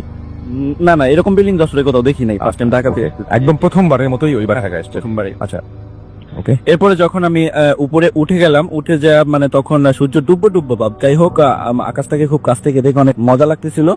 এভাবে আমি নিচে চলে আসি সন্ধ্যা হয়ে যাওয়ার ফলে। নিচে আস্তে আস্তে আমি যখন, ওই বিল্ডিংটা ছিল নবম মানে 10 তলা, কিন্তু আমি যখন 9 ফ্লোরে আসি তখন দেখি যে মানে কেমন ওই ফ্লোরটাতেই কোন একটা সেলিব্রেশন আর কি, বার্থডে পার্টি বা যাই হোক এই ধরনের অনুষ্ঠান আমি যেটা দেখলাম। অনেকেই ইনভাইটেশন মানে যারা মেহমান বা অতিথি অনেকেই আছেন, এনজয় করতেছেন। তারপরে আমি ওখান থেকে মানে যখন আসতেছি, আমি উপর থেকে যখনই ওই 9 ফ্লোরে আসলাম তখন আমার ভেতরে ফিলিংসটা বেশ অন্যরকম অনুভব করতেছি। আমি নিজেকে কেমন একটা এক্সাইটেড ফিল করতেছি, আমার খুব মানে খারাপ লাগতেছে, আর শরীরটা ভার হয়ে যাচ্ছে আস্তে আস্তে। আমি হাঁটতে পারতেছি না, এরকম একটা পর্যায়ে। তারপরে খুব কষ্ট করে আস্তে আস্তে 9 ফ্লোরে চলে আসি। আসার পরে যখন দেখি যে এরকম রিয়েলি অনেকগুলো মানুষ একসাথে, তো দেখে আমার খুব ভালো লাগছে, যার কারণে কিছুটা হলেও ভয় কাটিয়ে উঠতে পারছি। তারপরে যখন নিচে নেমে আসলাম, নিচে নেমে এসে ওখানে থাকার 2 দিন পরে আমার সাথে এই ঘটনাটা ঘটে। যাই হোক, আমি আমার ফ্রেন্ডকে শেয়ার করলাম, ওইখানকার একটা ফ্রেন্ড আসার পরে যা 2 দিনের মধ্যে যার সাথে আমার পরিচয় হয়, সে আমাকে বলে, আমি তার সাথে শেয়ার করি যে আসলে এরকম একটা ঘটনা আমার সাথে ঘটছে। ওই ফ্লোরটারে কারা ছিল যে আজকে এরকম একটা অনুষ্ঠান হচ্ছে।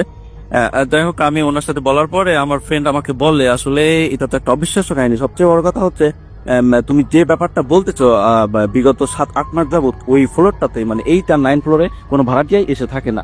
আমি জিজ্ঞাসা করলাম কেন, তা বললো যে আসলে আমিও এটা ডিটেলস জানি না, কিন্তু যতটুকু শুনছি ও মানে ওখানে হন্টেড কোনো একটা কিছু আছে।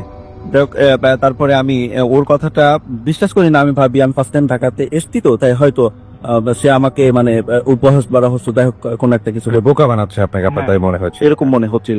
তারপরে আমি ঘটনাটা সততা যাতায়াতের জন্য নিচে চলে যাই একদম ফার্স্ট ফ্লোরে। তারপরে ওখানকার একটা দোকানদারকে আমি জিজ্ঞাসা করি যে আসলে আপনি এই বিল্ডিংটার এই টাওয়ারটার 8-9 ফ্লোরে কারোর সাথে আপনার পরিচয় আছে কিনা বা আপনার কোনো ক্রেতা আছে কিনা নিতে। উনিও আমাকে ঠিক করে বলতে পারলো না। যাই হোক, আমি আমার সন্দেহটা তখনও কাটিয়ে উঠতে পারলাম না। তারপরে নিচে ওনার সাথে মানে ব্যাপারটা আমার যেটা মনে হয় যে আমি একটু মাঝখানে বলি, তাহলে এই জিনিসটা ছোট হয়ে আসবে, যেহেতু আমাদের আরো অনেকগুলো ঘটনা আছে।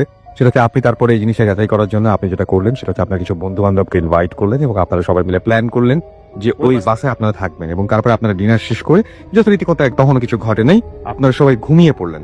হঠাৎ করে রাতের বেলায় আপনার ঘুম ভেঙে যায়। কি হয়েছিল? আমার ঘুম ভেঙে যায় যখন আমার ঘুমটা মূলত ভাঙার কারণ হচ্ছে একটা অন্যরকম শব্দ, যেটা আমি ফার্স্ট টাইম শুনি আর ঢাকাতে শুনি। শোনার পরে আমি যখন শব্দটা শুনি তখনই আমার ঘুম ভেঙে যায় এবং উঠে পড়ে দেখি আমরা সবাই অবশ্যই একটা কম্বলের মধ্যে ছিলাম, মানে তিনজন একসাথে আর কি, আমার দুই ফ্রেন্ড সহ আমি।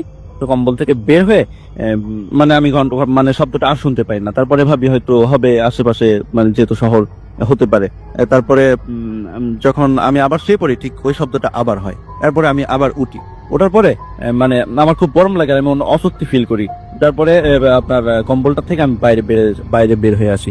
বাইরে বের হয়ে আসার পরে আমি কম্বলের উপরে শুয়ে থাকি। হঠাৎ আমি দেখি খুব জোরে, এমন জোরে একটা বাতাস আসছে।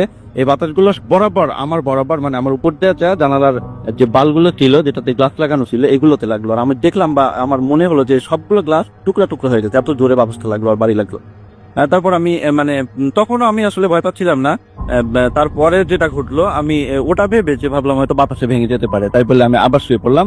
এরপরে কিছুক্ষণ পরেই আবার আমি শুনলাম যে মানে অন্য একটা শব্দ। তারপরে আমি ঘুম থেকে উঠলাম, উঠে দেখি যে মানে ঘুম থেকে উঠলাম না আসলে মিস্টেক হয়ে গেছে আমার একটা, যেটা হচ্ছে আমি আপনার ভাই একটু নার্ভাস। আমি আসলে বাস টাইম যেহেতু একটু না, কোনো সমস্যা নাই। আপনি উঠলেন এবং আপনি যেটা আপনি এরপরে ওঠার সময় পরে আপনার মনে হলো যে আপনার কল দিয়ে পানি পড়ছে। না কল দিয়ে পানি পড়ছে না। আসলে আমি তখন এবার রীতিমতো তখন ভয় না পেয়ে আমি নির্ভয়ে আমার দুই ফ্রেন্ডের মাঝখানে যাই ঘুমাইতে, যাতে আমি মানে ওরকম কিছু একটা না ফিল করি। আমার আগে ওদের উপর দিয়ে হয়ে যাক। যাই হোক, এরপরে আমি অনুভব করলাম যে আমার কাতার উপর দিয়া মানে বিড়াল বা কুকুরের ছোট বাচ্চা বা কেউ পোষে, যেটা আর কি এরকম একটা বাচ্চা আমার কাতার উপর দিয়ে আমার গা ঘেঁষে চলতেছে। আমি তারপর আমার ঘুমটা আবার ভেঙে গেল। আমি উঠে পড়লাম, উঠে দেখলাম যে আসলেই একটি আদা সাদা বেশ মোটাসোটা একটা বিড়াল, এবং আমার খুব রাগ হলো যে আমার ঘুমে ডিস্টার্ব করতেছে বলে উঠে আমি খুব জোরে একটা লাথি দিলাম বিড়ালটাকে, যেটা ওয়ালের সাথে একটা মোটামুটি বাড়ি ছিল। আর আমার মনে হলো খুব আঘাত পেয়েছে, ও আর আসবে না ফিরে।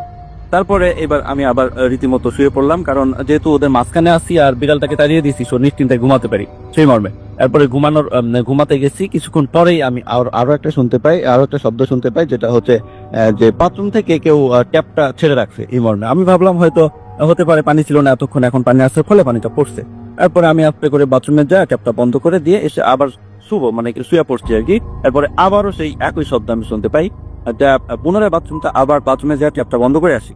তারপরে আরো একবার আইসা আমি শুয়ে পড়ার পরে আবারও শুনতে পাই যে বাথরুমের ট্যাপটা আবার কেউ ছেড়ে রাখছে। আমার খুব বিরক্ত লাগতেছিল আর খুব দ্বিধা ছিল। যাই হোক, অত্যন্ত রেগে যায় আমি খুব জোরে বাথরুমের ট্যাপটা চাপ দিই, যার ফলে ওর উপরের চাবিটা আমার হাতে চলে আসে এবং পানিটা মানে খুব ফোর্সে বের হতে থাকে। এবং আমার মনে হয় যে এইভাবে যদি কিছুক্ষণ পানিটা বের হয় পুরো ফ্লোরটাই ভেসে যাবে। এখন তারপরে দেখলাম যে আমার কথাটাই সত্য হলো, যে আমি দেখতে পাচ্ছি যে পুরো ফ্লোরটাতেই পানি, মানে প্রায় 1 ইঞ্চি বা এরকম আর কি ফ্লোরটা ভরে। এবং সবচেয়ে অদ্ভুত ব্যাপার যে তখন আপনাদের বন্ধু বান্ধব কারো আপনি ডাকছেন কিন্তু কারো ঘুম ভাঙছে না, কেউ উঠছেও না। না, আমার তখনও মনে হচ্ছে না যে আমি এরকম ভাবতেছি যে তারা কেন উঠতেছে না। আমি খুব মানে জোরে চিল্লায় রাখতেছি, তারপরও আমার কোনোটাকে তারা সাড়া দিচ্ছে না।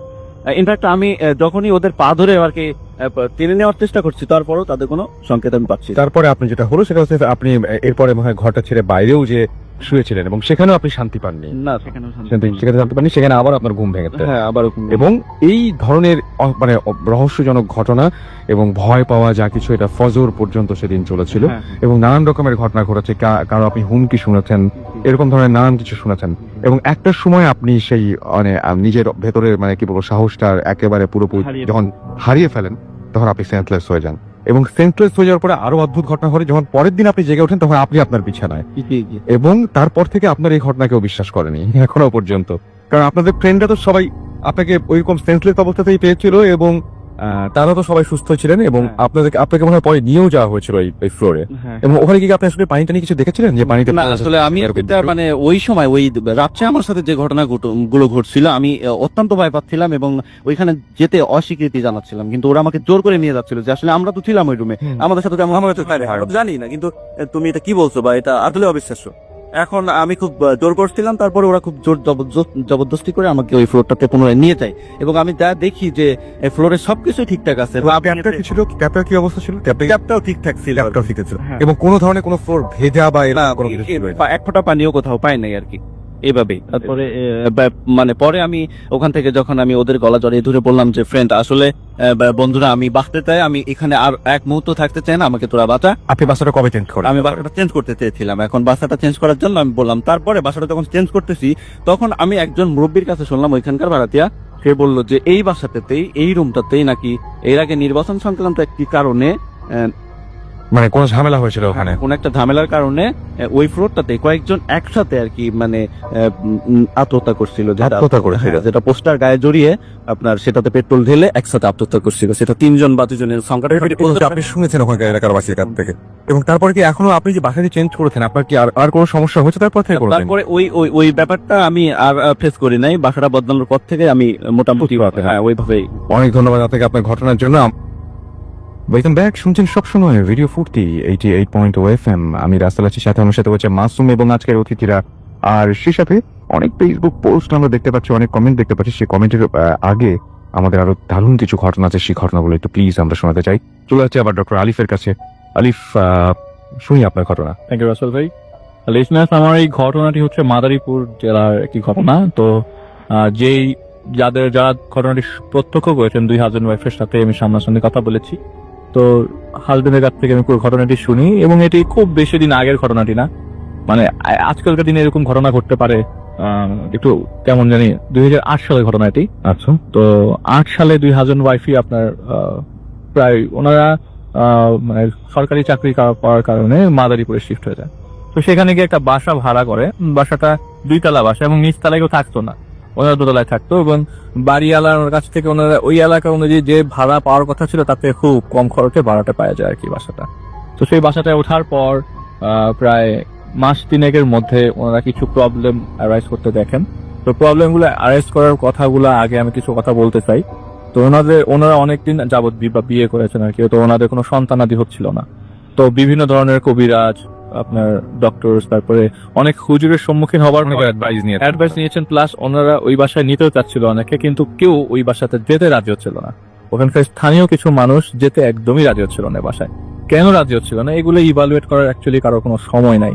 তো ওনারা নর্মালি জীবনযাপন করা শুরু করে দেয়, মানে ওই বাসায় থাকা শুরু করে দেয় আর কি। তো ঘটনাটি ঘটে হচ্ছে মানে একদম মানে বছরের মাঝামাঝি পর্যায়ে আর কি, জুন জুলাইয়ের দিকে। 2 হাজবেন্ড ওয়াইফ ঘুমাচ্ছিল, এমন সময় রাতের বেলা হঠাৎ করে ঘুম ভেঙে যায়, কোনো কারণ নাই। ওয়াইফের ঘুম ভেঙে যায়, এবং মানে ওয়াশরুমে যাওয়ার পথে উনি যখন খাট থেকে পা নামিয়ে স্যান্ডেল মানে ঘরে পড়া স্যান্ডেলটা পা দেয়, এমন সময় দেখে যে ওনার সামনে একজন মানে মাটি খুঁড়ছে, মানে মাটি অটোমেটিক ফাঁক হয়ে মাটিগুলা উপর দিকে আসছে, মানে কে জানি মাটি করে বের নিচ থেকে মাটি খুঁড়তে আটকা। উনি থাকেন দোতলায়, কিন্তু আসতে পারে আবারও বলছি উনি দোতলায় থাকে, এবং এটা ওনার ভাষ্য মতে এটা মনের ভুল না, আচ্ছা, এবং এটা স্বপ্ন না। আমি নিজে ওয়াশরুমে যাওয়ার জন্য উঠছি, পায়ে স্যান্ডেল দিলাম, এমন সময় মাটি খুঁড়ে কে জানি উপরের দিকে উঠছে, এবং নিচে কেমন একটা মানে আদব টাইপের, নিচে কেমন একটা লাল ধোয়া টাইপের কিছু একটা, ওইটার সাথে ওর সাথে মাথা বের করছে। এক চিৎকারে উনি তার হাজবেন্ডকে জাগিয়ে ফেলে, বলে এই দেখো দেখো দেখো এখানে, এই দেখো এটা কি মাটি খুঁড়ে কে জানি বেরোচ্ছে। তো হাজবেন্ড বলে কোথায়, কি দেখতেছো উল্টা পাল্টা কথাবার্তা। তো রাসেল এটা মনে হয় মনের ভুল, এটা তো উনি একা দেখছে, হাজবেন্ড তো দেখছে না, তো মনের ভুল হওয়ার সম্ভাবনাই বেশি। ঠিক 7 দিন পর ওনার হাজবেন্ড রাতের বেলা রাত 8টা কি 9টা বাজে খবর দেখবে, 9টার খবর ধরবে আর কি, ওইটা দেখার জন্য রান্নাঘর থেকে ওনার ওয়াইফকে চা বানিয়ে দিতে বললেন। তো ওয়াইফ বলে চাটা নিয়ে যাও। চাটা নিয়ে যেতে যেতে ড্রয়িং রুমের দিকে যাচ্ছে, এমন সময় বাড়ির ইলেকট্রিসিটি চলে যায়। ঠিক একইভাবে হাজবেন্ডের সামনে মাটি মানে ফেরে কে জানি বের হচ্ছে, ওনার হাজবেন্ড দেখছে অন্য জায়গায় Drawing room. অন্য রুমে। আচ্ছা, ওকে। যেখানে তার টিভি ছিলেন আর কি, টিভি ছিল সেই জায়গাটা সে দেখছে যে তার চোখের সামনে কাঁপিয়ে দেওয়ার মতো ঘটনা কিন্তু একদম, মানে যে কেউ যদি হঠাৎ করে এরকম নেমে ফ্লোরে পা দেওয়ার পর এরকম ঘটনা দেখে রাখে, খবর আছে। মাটিটা ঠিক ফাঁক হয়ে কে জানি উপরে উঠছে। এবার রাতে কোনো লাল ধোয়া টাইপের কেউ না, তিনি এক দূরে রান্না করে তো ওয়াইফের কাছে যায়, এই তাড়াতাড়ি আসো, এই দেখো আমি একই জিনিসই দেখতেছি, তুমি যেটা দেখছিলে সেটাই। তো ওয়াই বলে দেখো এটা কিন্তু সত্য ঘটনা। তো দুইজন এরপরে না রাসেল ভাই অনেকে জিজ্ঞেস করে এখানে ভালো কোনো কবিরাজ বা ভালো কোনো হুজুর আছে কিনা, তাকে বাসায় গিয়ে নিয়ে বাসাটা মিলাদ করিয়ে আসলে সেফলি থাকা যায়। কাউকেই পাচ্ছে না রাসেল ভাই, কেউ আসবে ওই বাসায়, কারো কোনো খোঁজও দিচ্ছে না। এর থেকে প্রায় 1 মাস যাওয়ার পরে প্রচন্ড শীত, তখন রাত 9টা কি 10টা বাজে, রাতের বেলা খেয়ে ওনারা ঘুমানোর জন্য প্রিপারেশন নেবে, এমন সময় বাথরুম থেকে কি জানি হামাগুড়ি দিয়ে রুমের ভিতরে ঢুকলো। এইটা একজন দেখেন, দুইজনে হামাগুড়ি দিয়ে পুরো নেকেড একজন বডিওয়ালা একটা মানুষ, মাথায় চুল নাই, হামাগুড়ি দিয়ে ঘরের ভিতরে ঢুকছে। এটা দেখে দুইজনে এক চিৎকার দিয়ে দৌড়ে বাসার নিচ থেকে গিয়ে, কাছে একটা দোকান ছিল, ওই দোকানটা বন্ধ করবার মতো অবস্থা, ওনাকে গিয়ে বললো ভাই আমাদের বাসার মধ্যে এরকম সমস্যা হচ্ছে। পরে ওই লোকটাকে নিয়ে এসে বাসায় গেলেন, বাসায় যাওয়ার পরে দেখে যে না, ওরকম বাসায় তো কিছুই হচ্ছে না। কিন্তু ওই আশেপাশে আসলে ভাই দোকানটার বিল্ডিংটা মনে করেন 100 থেকে 200 গজ সামনে আরেকটা বাসা, পাশাপাশি কোনো বাসা নাই, ওই বাসার আশেপাশে পাশাপাশি কোনো বাসা নাই। তো 100 থেকে 200 গজ সামনে, তো মনে হয় রাতে কিভাবে থাকবেন এই জিনিসটা চিন্তা করতে করতে ডিসিশন নিলেন না, ওখানে ওনার একজন পরিচিত মানুষের বাসা ছিল, ওখানে গিয়ে রাত আজকে হাজবেন্ড ওয়াইফ দুজনে ওখানে থাকবে, ওখান থেকে ঢাকা চলে আসবে, না হয় থাকা সম্ভব না। তো হাজবেন্ড ওয়াইফ ওখানে যায় এবং যাওয়ার পরে ওইখানে একজন লোকের সাথে দেখা হয়, যে পরিচিত, সে বললো যে আচ্ছা আমার কাছে একজন লোক আছে, আপনারা সবাই পরিচিত, ফরিদপুরে আটরশি হুজুরের ওখানে আটরশি জায়গায় একটা হুজুর আছে, তার পরিচিত আছে, তাকে ওখানে নিয়ে আসা যায়। এরকম কেন সম্মুখীন হচ্ছে সবাই, কারণ ওনার তো সরকারি চাকরি করে, প্লাস ওনাকে ওখানে থাকতে হবে। তো আটরশির হুজুর যখন ওখানে গেলেন, যাওয়ার পরে বললো যে আচ্ছা তুমি আমাকে কিছু ইনফরমেশন দাও তো, তুমি কতদিন ধরে আমরা তো বেশি দিন আসিনি, 3 মাস, আমি লাস্ট 1 মাস ধরে এরকম রুমের ভিতর থেকে এই জিনিসগুলো দেখি, এবং মাঝে মধ্যে দেখি উপর থেকে মাথা বের করে কে জানে তাকিয়ে আছে, আমার ওয়াইফ এবং আমি দুইজনই দেখছি। তো যখন উনি বললেন আর ঠিক আছে আমাকে কিছুক্ষণ সময় দাও, ওনার সামনে তিনি অনেক ধরনের পদ্ধতি অবলম্বন করলেন, কি সেগুলি আমি রাসেল ভাই বলছি না, কিন্তু যখন রেজাল্টটা জানালো সেটা শোনার পরে ওনারা ওই বাসায় থাকার মতো আর শক্তি সামর্থ্য শক্তি সঞ্চয় করার মতো ওয়ে থাকলো না। যখন উনি বললেন তোমরা এই বাসায় কিভাবে থাকো আমি জানি না, এই বাসার মধ্যে 742টা জিন আটকা পড়ে আছে। আচ্ছা, 742টা দিন আটকা পড়ে আছে, এবং বিভিন্ন ভাবে ওনারা যা দেখছিল ওদেরই ক্রিয়াকর্ম। আচ্ছা, তো ওর সাথে বলে যে তোমরা এই বাসায় আর থেকো না, যেভাবে পারো এই বাসাটা ছেড়ে দাও।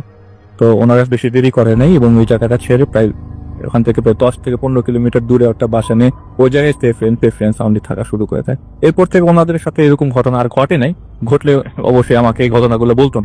হ্যাঁ, থ্যাংক ইউ সো মাচ। আমরা আরো একটা চমৎকার ঘটনা শুনলাম, এবং সত্যি আপনি যদি হঠাৎ করে দেখেন যে আপনার বাথরুম থেকে এরকম কেউ বেরিয়ে আসছে হামাগুড়ি দিয়ে, বা আপনি যদি দেখেন যে ফিলিং থেকে কেউ মাথা বের করছে, বা আপনি হঠাৎ করে স্যান্ডেল বিছানাতে রাতের বেলায় ওয়াশরুমে যাওয়ার প্রয়োজন হলো, বিছানা থেকে পা নামিয়ে দিয়ে স্যান্ডেল পড়তে যাবেন, এই সময় যদি দেখেন যে হঠাৎ করে কেউ মাটি খুঁড়ছে নিচে থেকে, তাহলে আসলেও ভয়ে গা শিউরে ওঠার তার ঘটনা। আমরা জানতে চাই শুরুতেই আপনার নামটা একটু প্লিজ বলবেন আমাদেরকে। ধন্যবাদ রাফিল ভাই, আমাকে একটু এগিয়ে কাছে এসে বলতে হবে দেওয়ার জন্য। আমার নাম সাজ্জাদ হোসেন সৈকত, আমি একটা বেসরকারি ইউনিভার্সিটিতে বিএসসি করতেছি, পাশাপাশি আপনি এটা জবও একটা করছেন। জবও করতেছি। অনেক ধন্যবাদ আপনাকে। আপনার ঘটনা শুনি আমরা। আমার ঘটনাটা মূলত আমার দেশের বাসা ফরিদপুরে। আর ঘটনাটা আমার বাবাকে নিয়ে। আমার বাবার বর্তমান বয়স 68, কিন্তু ঘটনাটা তার কলেজ জীবনের আর কি। তো আমি ঘটনায় চলে যাচ্ছি। আমাদের বাসা ফরিদপুরের শহর থেকে একটু ভিতরে সাদিপুর নামে একটা গ্রামে। যাই হোক, আমাদের বাসা থেকে 2 কিলোমিটার দূরে আমাদের একটা ধানি জমি ছিল, 4-5 বিঘা পরিমাণ জমি। তো জমির মাঝখানে একটা মেশিন ঘর ছিল। আচ্ছা, তো ওই আমাদের ওই জায়গায় ধান চাষ করা হতো, তো তাই ধানের সিজনে নিয়মিত জায়গায় পানি দিতে হতো, সারা রাত পানি দিতে হতো। তো আমার দাদা ছিল, দাদা সাধারণত যাইতো, আর একজন লোক নিয়ে যাইতো। তো একদিন হঠাৎ করে আর কি এরকম পানি দিতে হবে, কিন্তু কোনো লোক আসে নাই। তো আমার বাবা রাত্রেবেলা বাড়ি ফিরছে, তখন কলেজে পড়ে। তখন আমার দাদি বলছে আজকে তো ধানে পানি দিবে দিয়ে কেউ যায় নাই, তাইলে তুমি যাইতে পারবা নাকি? তখন আমার বাবা বলছে ঠিক আছে, তাইলে আমি যাই পানি দিয়ে আজকে রাত্রে আমি ওই জায়গায় থাকবানি। আমাদের ওই মেশিন ঘরটা কি উপরে টিন ছিল, আর সাইডে এলো পাটকুড়ির বেড়া, ভিতরে একটা চৌকি জাতীয় খেলাই নিয়েছিল, শুয়ে থাকা যাইতো। তো আমার বাবা ওইভাবে চলে গেছে, খাওয়া দাওয়া করে রাত্রেবেলা চলে গেছে। তো আমার দাদা তার আধা ঘন্টা 1 ঘন্টা পরে বাসায় আসতে। তো আমার দাদা বাসায় আসার পরে দাদির কাছ থেকে মানে শুনছে যে আমার বাবা একা একা ধান খেতে পানি দিতে গেছে। তখন দাদিরে বলছে যে একা একা পাঠাইছো কেন? তখন দাদি বলছে না, ও একাই তো যাইতে চাইলো, তাই সমস্যা কি? দাদা বলছে তুমি জানো না এই জায়গায় সমস্যা আছে। আমার দাদা সম্পর্কে আবার একটু বলতে হয়, আমাদের এলাকায় টুকটাক আর কি ওই জিন হারাইনার ব্যাপারে আমার দাদা খুব এক্সপার্ট ছিল। সে এলাকায় কোন জায়গায় কি আছে এইগুলো খুব ভালো জানতো। তো আমার দাদা জানে যে ওই জায়গায় একটা সমস্যা আছে, সেই হিসেবে আমার দাদা সাথে সাথে এই বাড়ি থেকে বাইরে গেছে। কিন্তু আমার বাবা ততক্ষণে ওই জায়গা যায় পানি টানি সব ঠিকঠাক করে ওই মেশিন ঘরের সামনের দরজাটা একটু মানে পাটখুরি একটা বেড়া দিয়ে আটকে শুয়ে চকিতে শুয়ে পড়ছে। তো শোয়ার কিছুক্ষণ পরেই সে ওটা লক্ষ্য করা শুরু করলো যে চালের উপরে, মেশিন ঘরের চালের উপরে কেউ জোরে জোরে ঢিল মারতেছে। ঢিলটা প্রথমে আস্তে আস্তে পড়া, পরবর্তীতে দেখা যাইতেছে জোরে জোরে ঢিলগুলা পড়তেছে। তো বাবা প্রথমে একটা ভয় পাইতেছে যে, কিন্তু তারপরেও সাহসী ছিল আগে থেকে আর শক্তিশালী ছিল, সেই হিসেবে ওটা কেয়ার না করে সে চুপচাপ ঘরে শুয়ে রয়েছে, ভাবছে যে বাইরে যাওয়াই হোক। তো এইভাবে কিছুক্ষণ যাওয়ার পরে ওই জিনিসটা মানে সেদিনকে জ্যোৎস্না রাত ছিল, যাই হোক বাবা লক্ষ্য করছে যে ওই পাটখুরে বেড়ার ফাঁকাতে লক্ষ্য করতেছে যে তার ওই মেশিন ঘরের পাশ দিয়া ছোট বাচ্চা মানে 4 থেকে 5 বছরের একটা উলঙ্গ বাচ্চা হাঁটাহাঁটি করতেছে। তো বাবা তো ওই জায়গা ঘাবড়াই গেছে, কি অবস্থা এই জায়গায় এত রাত্রে। তার মানে সেও ধারণা করছে তাইলে তো এই জায়গায় অন্য কোনো কিছু এটা এই জায়গায় সমস্যা করতেছে। তো বাবা চুপচাপ শুয়ে শুয়ে রয়েছে আর দোয়া কর্ম করতেছে, এরকম কিছু ঘরে সাহস নিয়ে শুয়ে রয়েছে। তো ওই বাচ্চাটা এবার ঢিল চেরা বন্ধ করে ওই দরজা আর ওই বেড়াই থাপ মারতেছে, মানে শব্দ করতেছে বিভিন্ন, আর বাইরে বিভিন্ন ধরনের শব্দ করতেছে, নানান ধরনের পশু পাখির শব্দ করতেছে। তো বাবা এইভাবে একটু ঘাবড়াই যাইতেছে, কিন্তু তারপর সাহস নিয়ে ঘরে রয়েছে। কিন্তু হঠাৎ করে তার কিছুক্ষণ পরে একটা দমকা বাতাস, হঠাৎ করে বাতাস এসে ঘরের দরজায় যে মানে যেটা লাগানো ছিল ওটা খুলে পড়ে গেছে। তখন তো বাবা ফুল মানে ঘাবড়াই গেছে যে হঠাৎ করে বাতাস আসলো আর এটা চলে গেল। তখন বাবার কাছে গামছা ছিল, গামছাটা মুখে নিয়ে দিছে, নিয়ে ওইভাবে শুয়ে রয়েছে। সেই অবস্থায় ওই পিচ্ছি যেই বাচ্চাটা যেই ওই অবস্থায় ছিল, ওই বাচ্চাটা ঘরের ভিতরে প্রবেশ করছে, ডাইরেক্ট মেশিন ঘরের ভিতরে। তো মেশিন ঘরের ভিতরে প্রবেশ করে ওই চকির চারপাশ দিয়ে ঘুরতেছে। তো বাবা তো শরীর প্রায় শক্ত হয়ে গেছে, পুরে ঘাবড়াই গেছে যে এই অবস্থা। তখন মানে পিচ্ছিটা শব্দ করতেছে আর ওই যে চকির পাশ দিয়ে ঘুরতেছে। তো এইভাবে কিছুক্ষণ মানে ঘোরার পরে তখন দেখলো যে বাবা কোনো নড়াচড়া করতে না, চুপচাপ শুয়ে গেছে। পিচ্ছিটা হঠাৎ করে লাফ দিয়ে খাটের পর মানে ওই চকির পর উঠে গেছে। তো যখন উঠে গেছে তখন বাবা তো দেখছে যে এখন আর কোনো উপায় নাই বাঁচার, যে এই অবস্থা হয়ে গেছে। যাই হোক, তখন বাবা ওই গামছাটা সরাইয়া সদরে মানে একটা মানে আঘাত করছে ওই পিচ্ছিরে। আঘাতটা পিচ্ছির মুখ পাইছে যায় লাগছে, ওই পিচ্ছি যাতে ওই যে পিচাসটা ছিল ওটা মুখ পাইছে লাগার পরে ওটা বাইরে গেছে, দরজাতে বাইরে যায় মানে রাগান্বিত শব্দ করতেছে বাইরে যায়। কিন্তু সেই মুহূর্তে আমার বাবা ভাগ্য বলেছিল যে আমার দাদা মানে প্রায় ওই মেশিন ঘরের কাছাকাছি চলে আসছে ওই কাহিনীগুলো ঘটতে ঘটতে। তখন দাদা ওই জায়গায় আইসে বাবার নাম ধরে ডাক দিচ্ছে জোরে করে। তখন বাবা আর কি একটু ওই ডাক শুনে সাহস হয়ে ঘরতে বাইরেছে, মেশিন ঘরতে বাইরে দৌড় দিয়ে দাদার কাছে গেছে, যে দাদার কাছে এই কাহিনীগুলা বলছে যে বাবা এই অবস্থা। বাবা খুব ঘামতে লাগছিল। পরে দাদা বলছে যে তুমি তো ওই জায়গা আসো নাই, তো এই জায়গা আমাদের এই জায়গা আগে থেকে এইগুলা এতে সমস্যা করে, যাই হোক আজকে তুমি একা আইছো তাই তোমার জাতকালে সমস্যা করতে, তাই ও আর আসবেন না, আমি ওই ব্যবস্থা করে দেবানি। কিন্তু এট লাস্ট আমরা যেটা জানলাম যে ওই পিচ্চিটা কি ছিল, তো আগের দিনে ধরেন কেউ যদি এখন ওই বিয়ে হওয়ার আগে যে বাচ্চা হয়েছে তো যারও সন্তান বলে ডাইরেক্ট সেইটা আর কি ওই বাচ্চাটা রে জ্যান্ত পুঁতে রাখছিল আমাদের ওই ক্ষেতের পাশেই একজনের, সেইটাই আর কি ওটা সোল দিয়ে ওই ভয় দেয় তো সবাই। এই ছিল আমার কাহিনী। অনেক ধন্যবাদ আপনাকে।